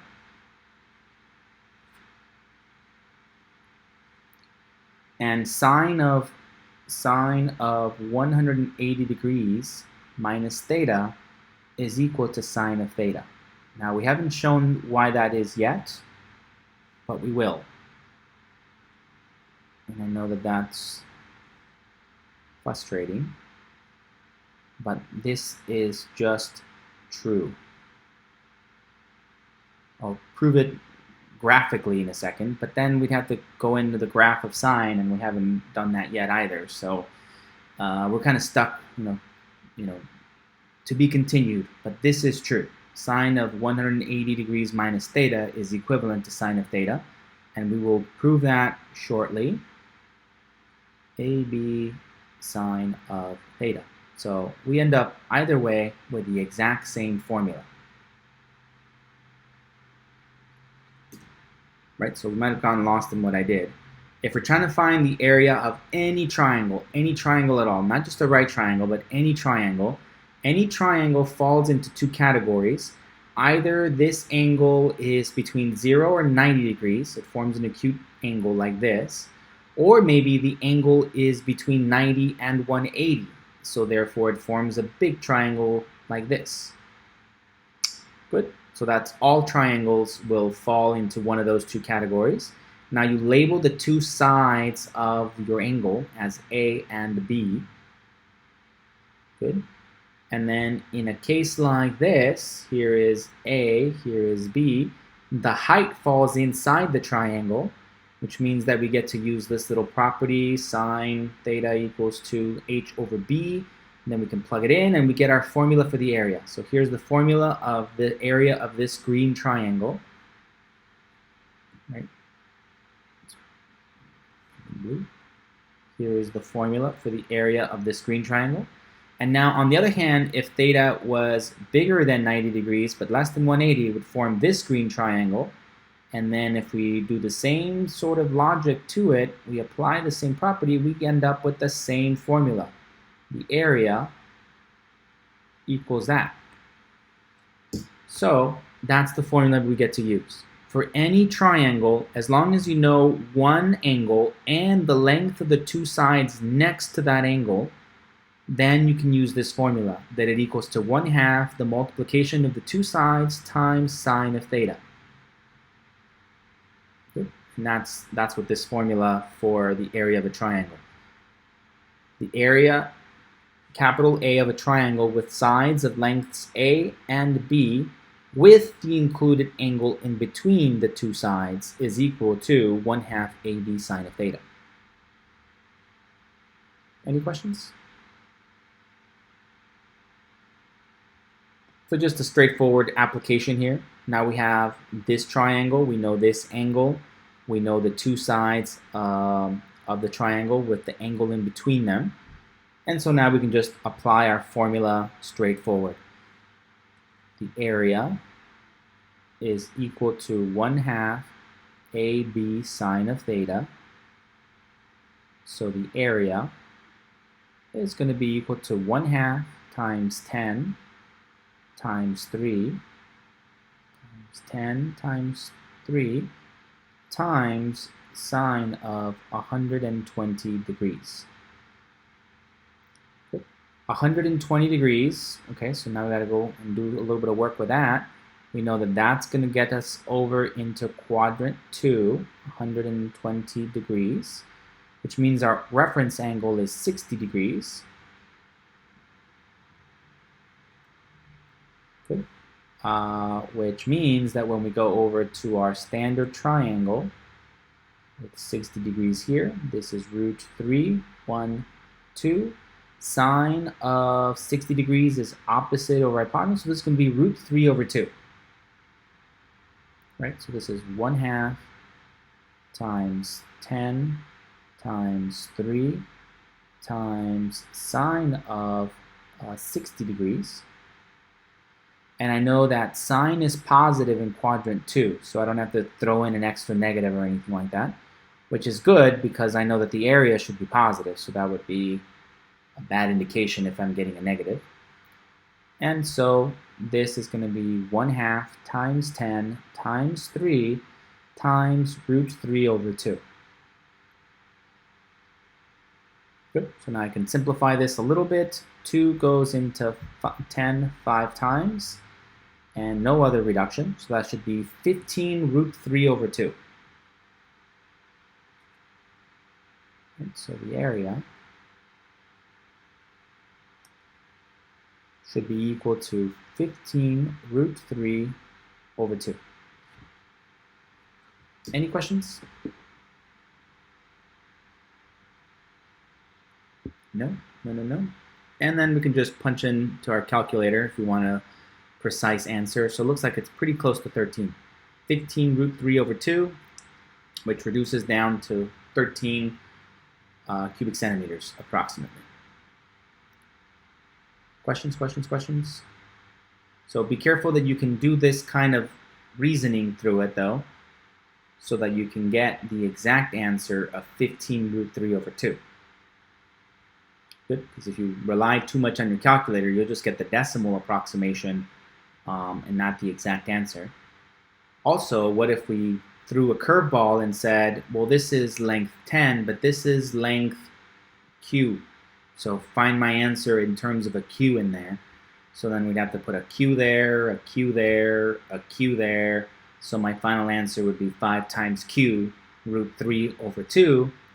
And then that just would prevent someone who's just doing calculator work without, from getting the answer. Any questions? No? So be careful when you apply the formula that we have to know two sides of a triangle and the angle in between the two sides. If that wasn't given, if we only knew this angle over here and these two, then we'd have to do some work to try and figure out a way to find it, right? It wouldn't be a direct application. We'd have to solve the triangle maybe, find all the other internal angles, and find find more information until we get to a point where we know two sides and the angle in between the two sides. Questions? All right, this is the end of section 3 in chapter 6, so let's take a break. Okay, so we're going to move on to section 6.4, but before diving into 6.4, let's do a quick little review of ideas from chapter.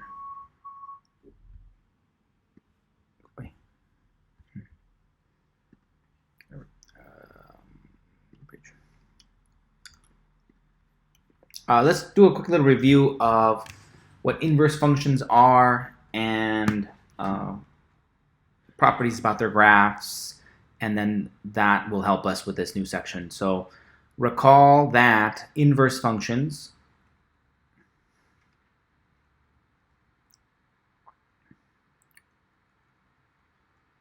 are kind of like inverse operations. They're opposite to each other. They undo each other, right? We have inverse functions, inverse operations.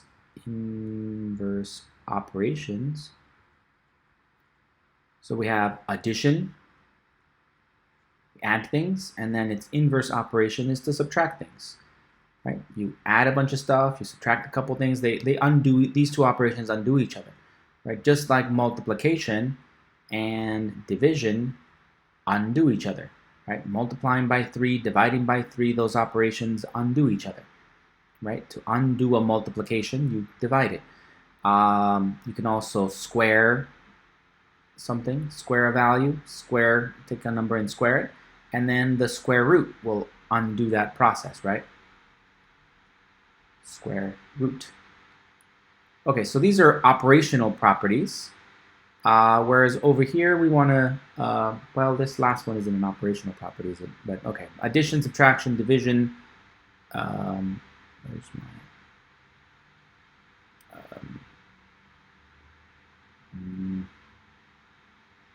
more function. Anyway, so addition, subtraction, multiplication, division, we can keep that in mind. Now, inverse functions are functions that will undo each other. So if, for example, we have some function that does this, takes an input and multiplies it by 3 and then adds 1, then the function that will undo it, reverse this process, right? So this is given an input, step 1, we're going to multiply that input by 3. Multiply the input by 3. And then step 2, we're going to add 1 to the result of the first step, right? So if we want to undo that process, we got to do the inverse operation in reverse order. So this one is going to start off by subtracting 1 from the input, and then 2, it's going to divide by 3. Divide by 3, right? These are the operations it should do for it to undo that. And that can be expressed using any variable. All I know is it's got to be something that's blank minus 1, the input minus 1, subtract 1 from the input, and then divide the results by 3. Right? So I gotta express this idea, right? Whatever this is, input goes in here. And I can use any letters. So I could say a minus 1 over 3, or I can use q minus 1 over 3, but most often, being algebra, we use x, right? Overrated, we use it way too much, so it's x minus 1 over 3. And then people get confused because it's like, this x, is it the exact same as x as that one? And it's not necessarily. It's just describing the input to this new function. Now this new function is related to this previous one because they're the inverse functions. So we like to draw this little minus 1 here in order to let people know that these two operations undo each other. Good? Questions, questions, questions? Right, so we can say that if we create a table for input, output values of the f function, let's say 0 goes into here, 0 plus 1, that just leads you to 1, right? That maps the ordered pair 0, 1. And then let's say the number 4 That becomes 3 times 4 plus 1. That's 12 plus 1 is equal to 13. That leads to the point 4 comma 13. Right? We can also plug in negative values like negative 2. That would be 3 times negative 2 plus 1. That leads me to negative 6, negative 5. That gives me the ordered pair negative 2 comma negative 5. Good. On the other hand, I can come up with a table over here that describes the ordered pairs associated with the inverse function, input, output of this function. So I can start by plugging in, say, a negative 5, and then that would be negative 5 minus 1 divided by 3. That's going to lead to negative 2. Good. And I can plug in a 1, and that'll be 1 minus 1 over 3. That leads to 0. And then I can plug in a 13, and 13 minus 1 over 3 leads to 12 over 3 leads to 4.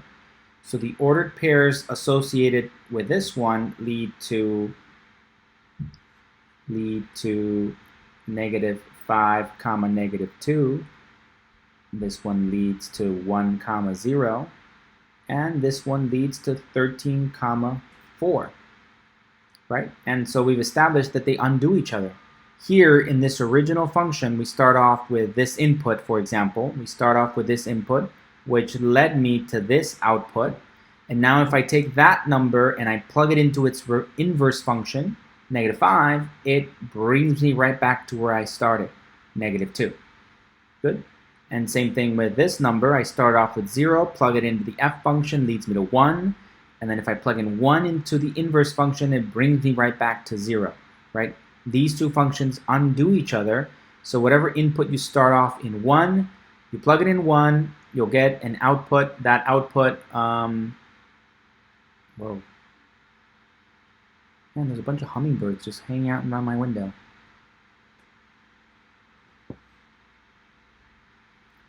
Anyway, so you plug in a 0, you get 3 times 0 plus 1, that leads to 1. You plug it in here, it will undo that operation and bring you back to 0. Good. So as a result, what happens when you graph these is that you just interchange the input and outputs to these, and then that has a graphical result, that the graph of a function is going to be the mirror image reflection about the line y equals to x. That's what happens with two inverse functions. Yes, all that is familiar? Good, good, good, good, good. So for example, what that means is if you are given some function, let's say here is y, here is x, here is the line y equals to x. So if the original function, does this, here's f of x,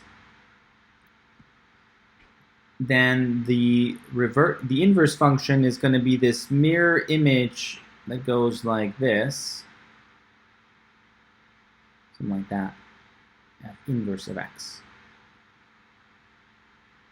It's going to be a mirror image about the line y equals to x. Any questions? All this looks familiar? Yes, yes, yes. Good little review. Okay, so now back to trig functions. So let's think about the graph of sine and cosine. So I'm going to do that by using Desmos. And again, I hope this is review, so hopefully this isn't too bad. Oops, no, I need to. Desmos.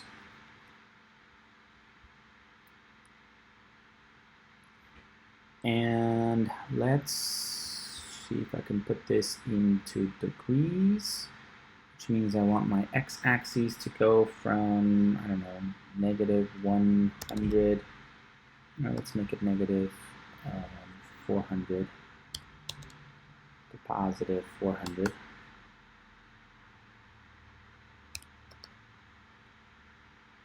Oh, 400. Okay, so now if I had a table,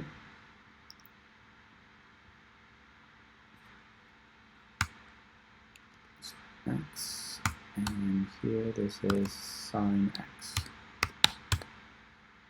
Let's see, 0 maps to 0. Okay, so we're trying to find the graph, right? And so we know some standard ones. We know when 0 maps to 0, and we know that 30 degrees maps to 1/2. Sine of 30 degrees is 1/2. So if we're going to map it, we end up with this 30 comma 1/2 and 0 comma 0. Good. We also know a couple of other standard ones, 45 degrees. We also know 60 degrees. Good. We also know 90 degrees, because that's an obvious one. Good. And then we know some stuff in quadrant 2. Now in quadrant 2, we'd have to use reference angles.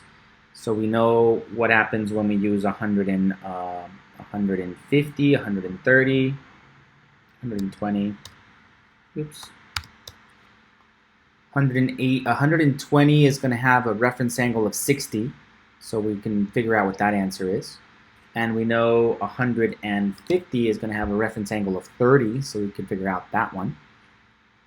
Right? And then we can keep going and find some other values in quadrant 3. We also know an obvious one for 180. And in quadrant 3, we can go to 210. That's going to have a reference angle of 30 degrees. And we can also go to 240. Has a reference angle of 60 degrees. And then 270. And then we can go another 30 degrees past that to get to a reference angle of 30 degrees in quadrant 4. And then, 60 degrees in quadrant 4, and then go to another one that has a reference angle of 30 degrees in quadrant 4. So just knowing 30, 45, and 60 degrees, and the quadrants, and the reference angles, we can calculate all of these by hand and get an answer without working on anything else, which begins to give us a nice shape for sine. Of course, as I said, all the other angles you're just going to have to use either like really complicated math stuff to find them out by hand, which we are not going to do. Nobody ever does, or hardly anyone ever does. We use calculators, right? So if we wanted to find 5 degrees, just punch it in your calculator. Sine of 5 degrees is going to give you that decimal. Sine of 10 degrees, sine of 17 degrees, right? We can also go into the negatives. Negative 10 degrees, negative 30 degrees, negative 70 degrees, negative 120 degrees. Okay, we can keep going like this, and eventually we would begin to find the shape of sine. Right, so eventually we'd end up with y equals sine x, and it looks a little like this. Any questions about the general shape of sine? Right, so remember that curve is an infinite number of dots such that all those ordered pair dots represent solutions, ordered pair solutions to this equation. Y equals to sine of x. Any questions, any questions, any questions? No? No. Okay, so now that we have the general shape of sine, let's go back over here and think about the inverse function. What would the inverse function be, and how would we find it? Well, here, the inverse function, here is sine of x equals to 3x plus 1. So what's the inverse function? We want to undo this, right? So here we multiplied by 3, and we got an added 1. So to undo it, we subtracted 1 and then divided by 3. Okay. So now if we're working with a sine function, all right, now, okay, armed with that, sine of x like this, what would the inverse function be? Inverse function. Well, the algebraic expression of it would be really, really difficult. It's not impossible, but really difficult to find, right? Because remember that this is defined to be this thing, x to the third over 3 factorial plus x to the fifth over 5 factorial minus x to the 7th over 7 factorial, dot, dot, dot, dot, dot, dot, dot. Now undo all of that, and that's your inverse function, right? So f inverse of x will be to undo all of that, the reverse of all that. Reverse of that. Yikes. Right? How the heck do you do that? I don't know. Okay, so it's clear what we're supposed to do. Undo that. That's the inverse function. But I don't know how to do it. That's an algebraic nightmare, and this goes on to infinity, and that's just really hard, right? That's something we don't really want to touch. So what do we do instead? Well, let's just focus on the table, right? In the table, I know that you go backwards, right? That's all I know. That if in my function, if I go from 0 to 1, in the inverse function, 1 should lead me back to 0. Okay, so let's go back to this table definition. We know some simple things about the table. X and then sine of x. All right, I know that 0 in degrees, 0 leads to 0. I know that 30 leads to a half. I know that 60 leads to root 3 over 2. Good. So when I want to think about this reverse function over here,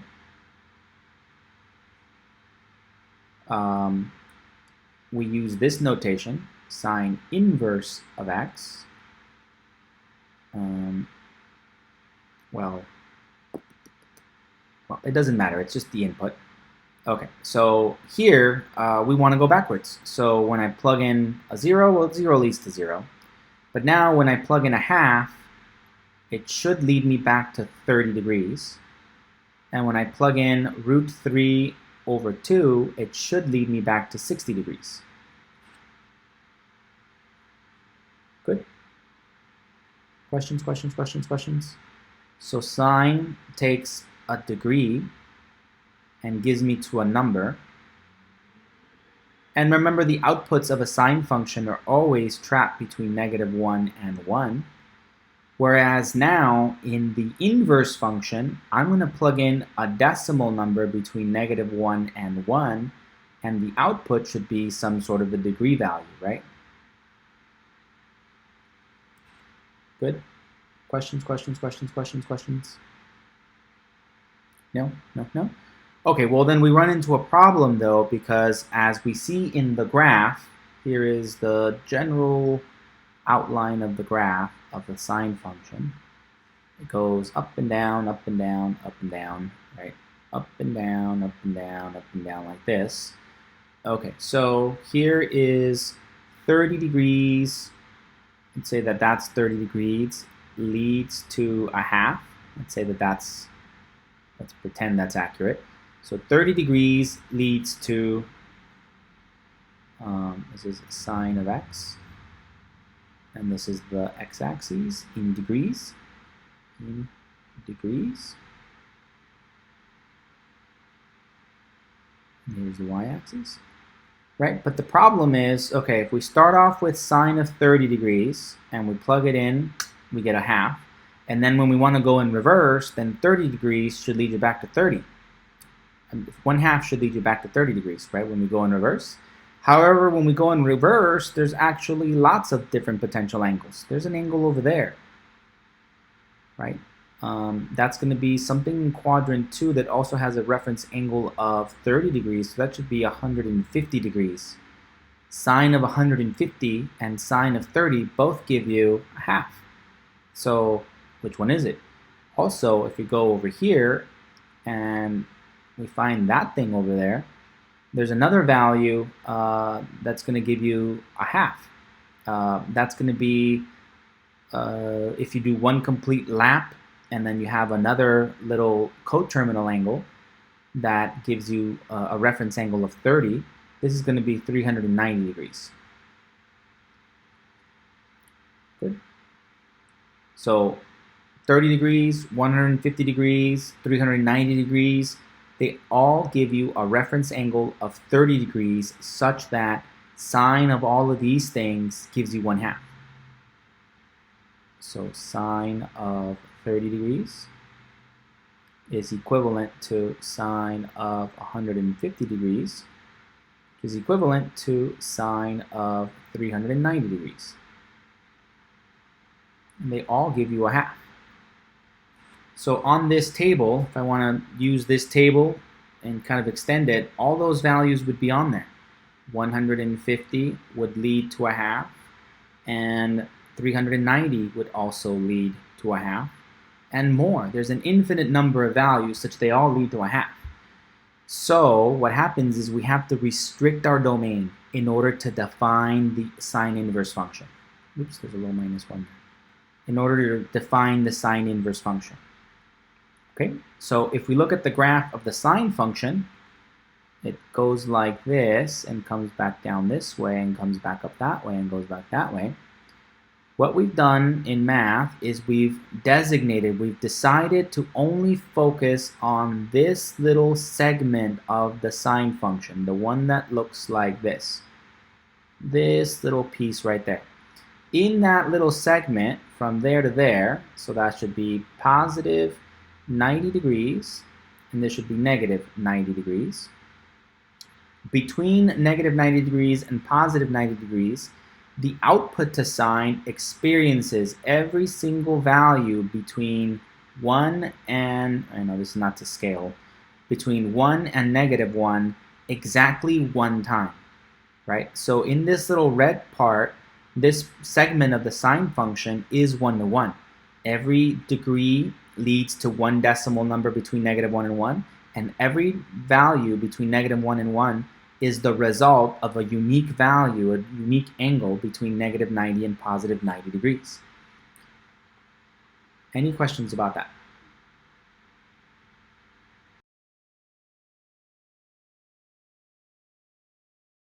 No?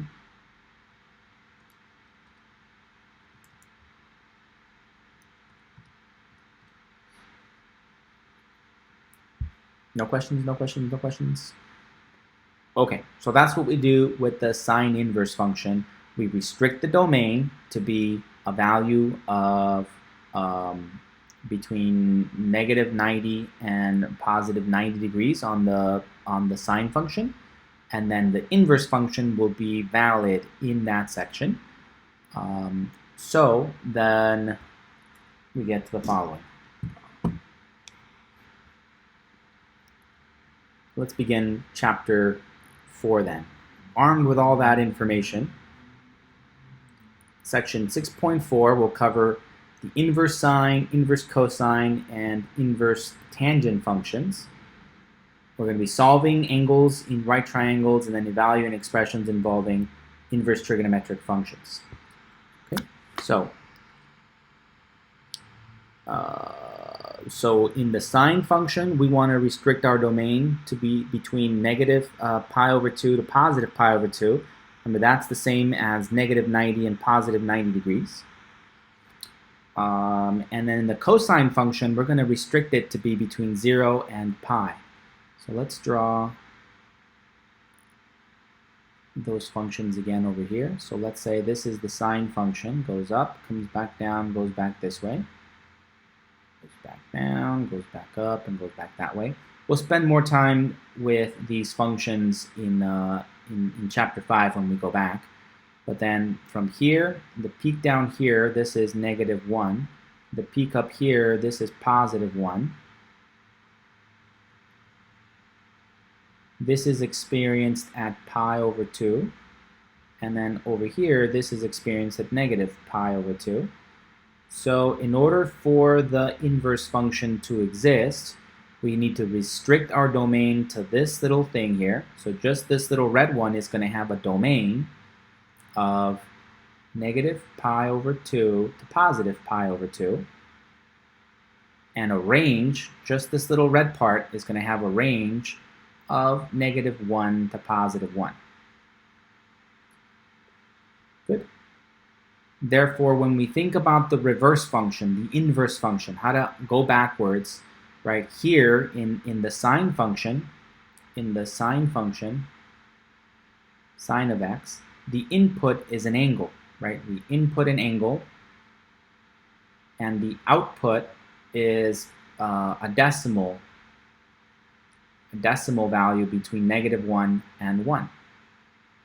Right? We start here and we go up to the graph, and then we go across, and then that's how we find our output. Right? Input out here and output there, like this. But now when we want to go backwards, the reverse function is going to start off in some decimal value here. So we'll input something here. We'll go up to the graph and come back down, and then we'll get some sort of an output. Good. So we kind of go in reverse. And so I know that the domain of the reverse function, the inverse function, is going to be some value. The domain is going to be some value between -1 and 1. And the range of it is going to be some value between -π/2 to +π/2. Good. Questions? Good.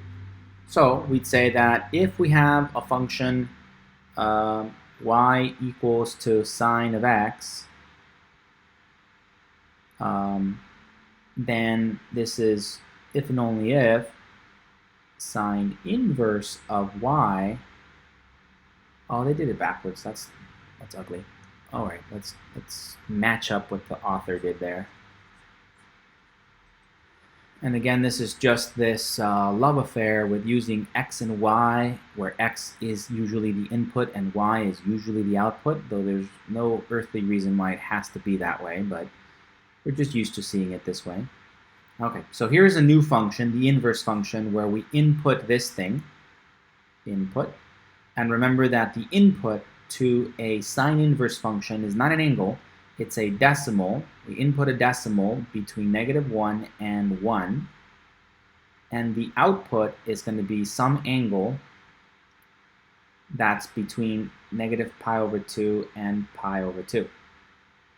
Good. So this is true if and only if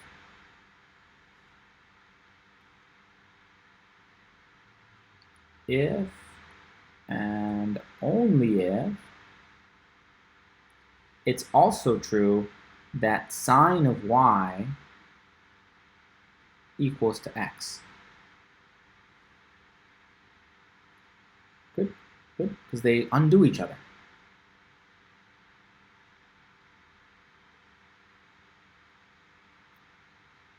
So, for example, using this property, we're saying, what is the sine inverse of a half? Sine inverse of a half equals to 30 degrees. And that's if and only if it's true, or the reason why it's true. So because sine of 30 degrees is equal to a half. So bottom line is you need to know the sine function and its output in order to be able to figure out the sine inverse function. So for us, that severely restricts us to the very specific values that we know how to solve, 30 degrees, 45 degrees, 60 degrees. However, we also have the ability to reach over to our calculator and have our calculator answer more complicated questions. Good. So like if I want to know what is sine inverse of 0.72, what is that? Well, whatever that will be, it will be the angle such that sine of that angle equals to 0.72. Right? And I don't know what that is, but I have a calculator. And there's a nice pretty little button on my calculator that says sine inverse. So it will calculate this for me. Good. So what would we do? We'd go over to our calculator. Let's do that real quick.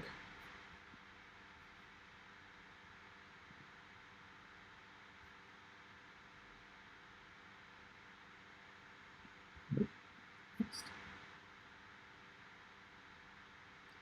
So make sure that you're in the appropriate thing, whether you want to work with radians or you want to go with degrees. So let's use radians. Let's assume that this is in radians. So let's go to mode and make sure I'm in, oh, see, I'm in degrees. So let's make sure this is in radians.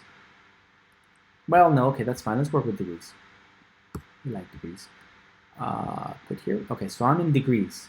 So when I hit sine inverse is right above the sine button. So I have to hit second sine and then 0.72. Remember, this is not an angle. This is a decimal value, right? I'm looking for the angle such that sine of that angle equals to this. Hit enter, and there it is. Sine of 46.0544 degrees is 0.772. Therefore, when we want to go backwards, sine inverse of 0.72, it equals 46.054 degrees. We can confirm that by checking that sine of 46.05448 is approximately equal to 0.72. Remember, some rounding issues because I didn't go all the way. Any questions? No? We're good? We're good? We're good?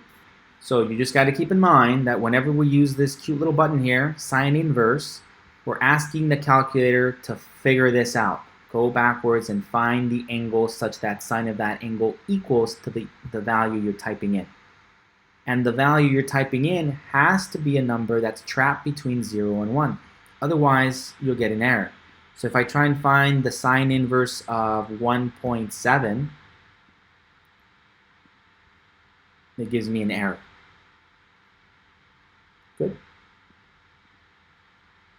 Error. Right? This has to be a number between -1 and 1. Good, good, good, good, good, good. Similar with the cosine function.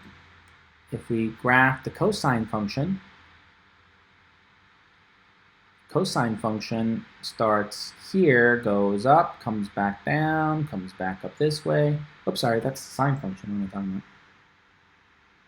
Cosine function starts here, comes down, comes this way, comes back up, and goes that way, right? Okay, so the cosine function, we can turn it into a one-to-one function by looking at this part of it. In this segment of it, from here to here, this little part is one-to-one. Every single angle between here and pi, or 180 degrees, every single angle between 0 and 180 degrees will result in a unique value between -1 and 1. And the reverse is also true. Every single decimal value between -1 and 1 can be traced to a unique angle in between these values. Good. So we restrict our domain to be between 0 and 180, or 0 and pi. That's what this is right here. The output will still be between -1 and 1, and so we'll be able to define our sine and cosine inverse functions that way. I'll leave the tan inverse alone in the interest of time. Any questions so far?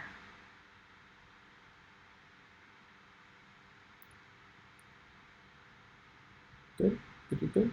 Okay, so like I said, there's no way for us at this point to be able to calculate what this is algebraically, like write it down. It's too complicated. But at least we can cling to the idea of what it means and use that to solve some simple cases. And when they get a little more complicated, then we'll just refer back to our calculator to answer them. But still, just understanding the concept, I think, will help us understand what our calculator is doing. So let's do some examples real quick. Find the exact value of this, right? So for part A, find this answer, sine inverse of √3/2.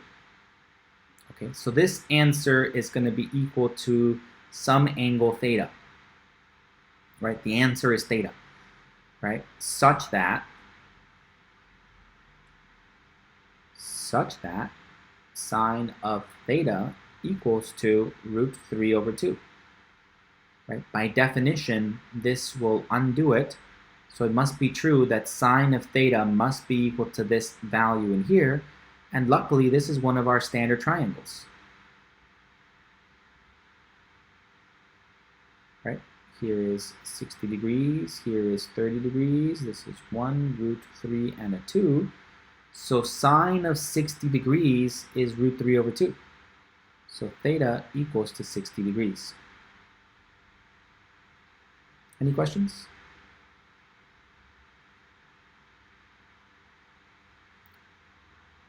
No? No? No? Okay, for part B, cosine inverse of negative 1/2. Okay, this will be equal to some angle theta such that cosine of theta equals to 1/2, negative 1/2. Okay, so that has something to do with 30 degrees, 60 degrees as well, because cosine of 60 degrees, note, cosine of 60 degrees is equal to positive 1/2, but I want negative 1/2. Cosine is negative either in quadrant 2 or quadrant 2 or quadrant 3. Good. And cosine was restricted to be a value between, cosine inverse was restricted to have an output of values between 0 and 180 degrees. So here, this is what I'm saying. Here is the standard triangle involving 60 degrees that has a cosine of 1/2, so adjacent over hypotenuse, like this. So this is going to result in a value of 1/2. But there's another value over here, and when we look at chapter 5 in more detail, or when we get to chapter 5, when we go back to chapter 5, we'll see that there's another angle over here that has the same reference angle of 60 degrees. And it'll be this value. It goes from there to there, right? And so in order for it to have a reference angle of 60 degrees, it must have 120 degrees.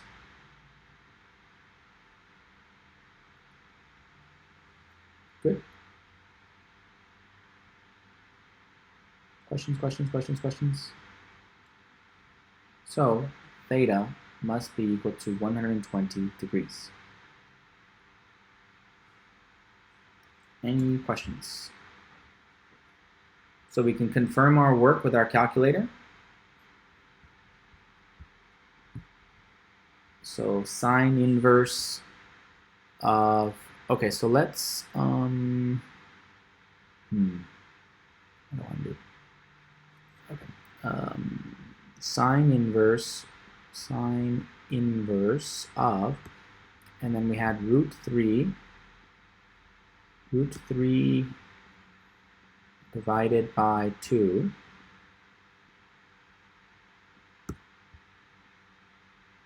gives us 60 degrees, right? So that's what we expected. And that's because sine of 60 degrees is going to be root 3 over 2. And cosine inverse of negative 1/2, negative 1 divided by 2, is equal to 120 degrees. Good. Questions, questions, questions?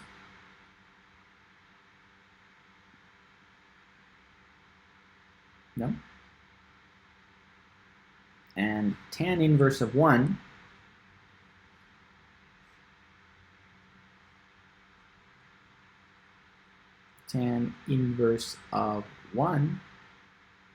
is equal to an angle theta such that tangent of theta is equal to 1. And from our standard triangles, we know that 45 degrees is going to have 1 over 1 and root 2, and a triangle there. So tangent of 45 degrees is equal to 1. So theta must be equal to 45 degrees. Questions, questions, questions, questions?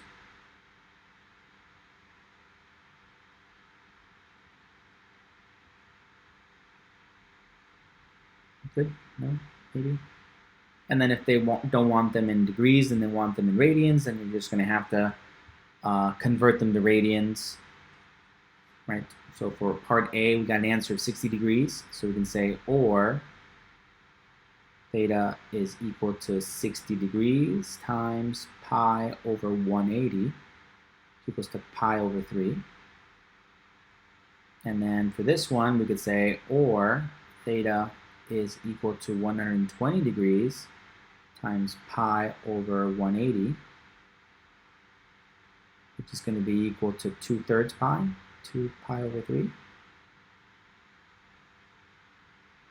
And then for this one, times pi over 180, which gives you the pi over 4.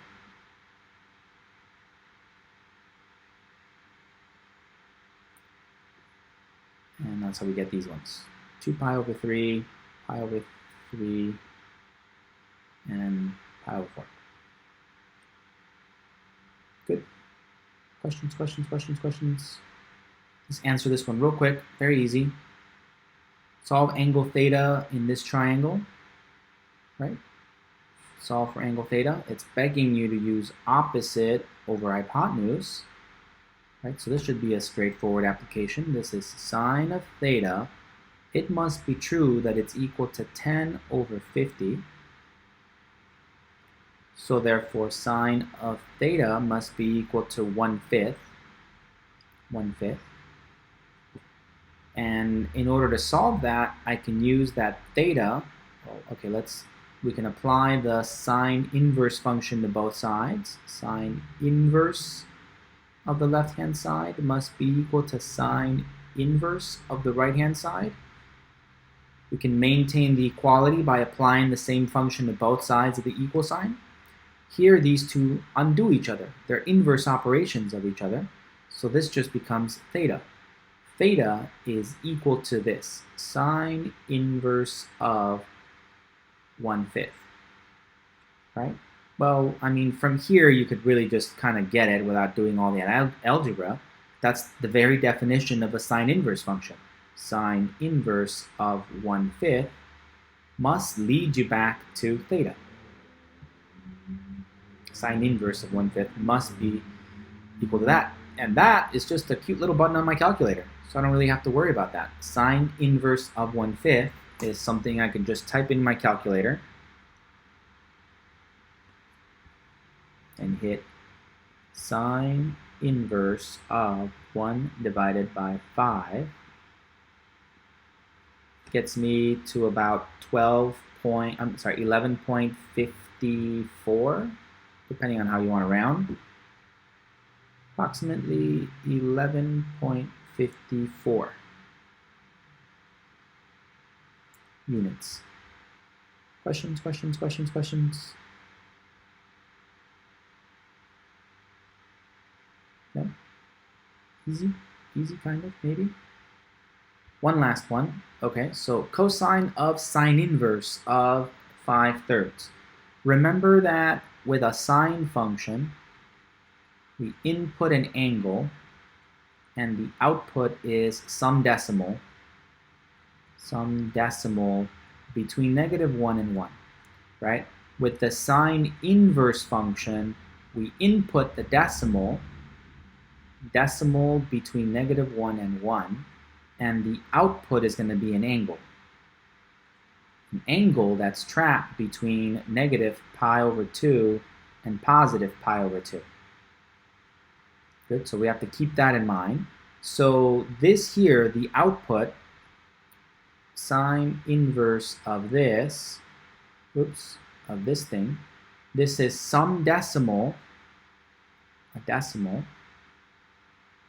between -1 and 1. But this, the output is going to be an angle that's trapped between negative pi over 2, and pi over 2. Right? So this is an angle.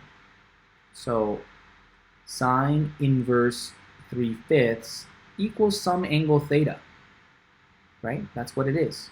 It's an angle theta such that sine of that theta equals to 3/5. So we can create a triangle, a right triangle, and don't worry about quadrants yet, just some triangle, theta, a right triangle that satisfies this. So it must mean that this is a 3 and this is a 5. This is unknown, let's call it a, but we can solve for a. A squared plus 3 squared must be equal to 5 squared. So a squared must be equal to 25 minus 9. A squared must be 16. Therefore, a must be equal to plus or minus 4. And of course, because it's a positive distance here, we would think of it as the positive 4. But then depending on what quadrant you're in, kind of keep in mind, keep an eye out for what the possibility that your final answer might be negative. But for the purposes of this, I'm just going to take the positive side and think of a triangle that gives me this result. Good. And now this is cosine of that. So cosine is 4/5. Good. So let's put it all together. My original question was cosine of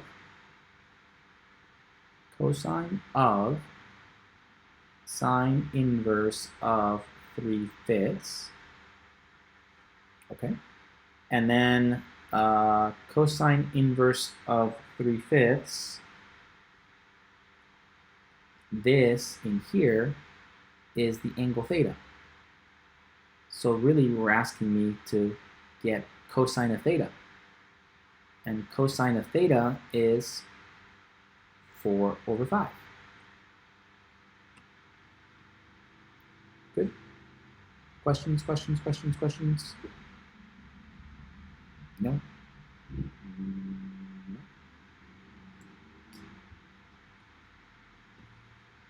No? I believe that's the same thing your author did here. They solved it in the same way. And then there's one more way to look at this real quick. The other thing you could do is come up with a function where where cosine of the input equals to something that involves sine. So cosine, so another one, put or, note that cosine of theta equals to plus or minus 1 over 1 minus sine squared theta, right? Plus or minus depending on the quadrant you're in. And so this must mean this is the same thing as this. Whatever this is, whatever goes in here is plus or minus the square root of 1 minus, that same thing gets plugged in there and then it gets squared. Right? Whatever's in here. Whatever is in here goes in here and gets squared. Good. But okay, well what is that? Well, in our little case, the thing that goes in here is this oops, I messed up here. This is sine of this thing squared. This is sine of the input, and then that whole thing gets squared. Right? So whatever we put into here, that's what goes in here. We get the sine of it, and then we square the whole thing. Now this square applies after we get the sine. So let's put it like this. Square. Good? Okay, so now in our particular case, they were asking us to find this. Cosine of sine inverse of 3/5. So we just plug it into here, plus or minus 1 minus sine of and then this is sine inverse of 3/5. Come on, computer, we're almost done. Sine inverse of 3/5, and then that whole thing gets squared.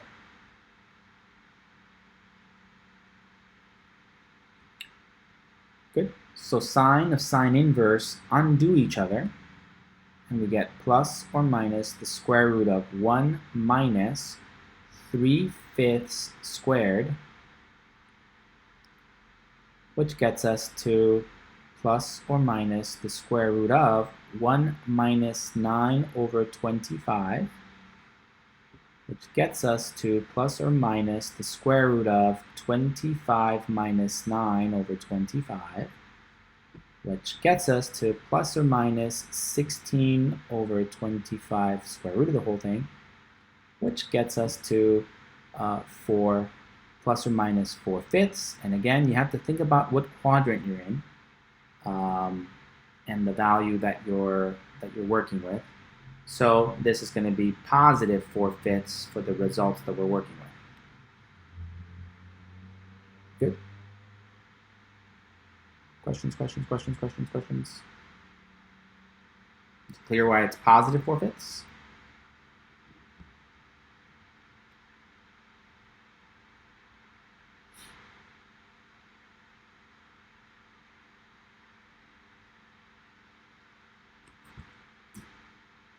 Okay. All right, this is a good place to stop then, and we'll pick this up tomorrow then. So this should be pretty close. This is the end of section 6.4. So please take a look at it, and if you have any questions or any problems with the homework, we can tackle a couple of these tomorrow. If not, I'll just pick a couple. I think there's some good stuff in there. And then there's only one last section in chapter 6, which is a really easy plug and chug section. You just get a formula and you just kind of plug it in and solve some stuff. So it should be pretty easy. Okay, any questions? No. All right, thanks for coming by. I'll see you tomorrow. Thank you.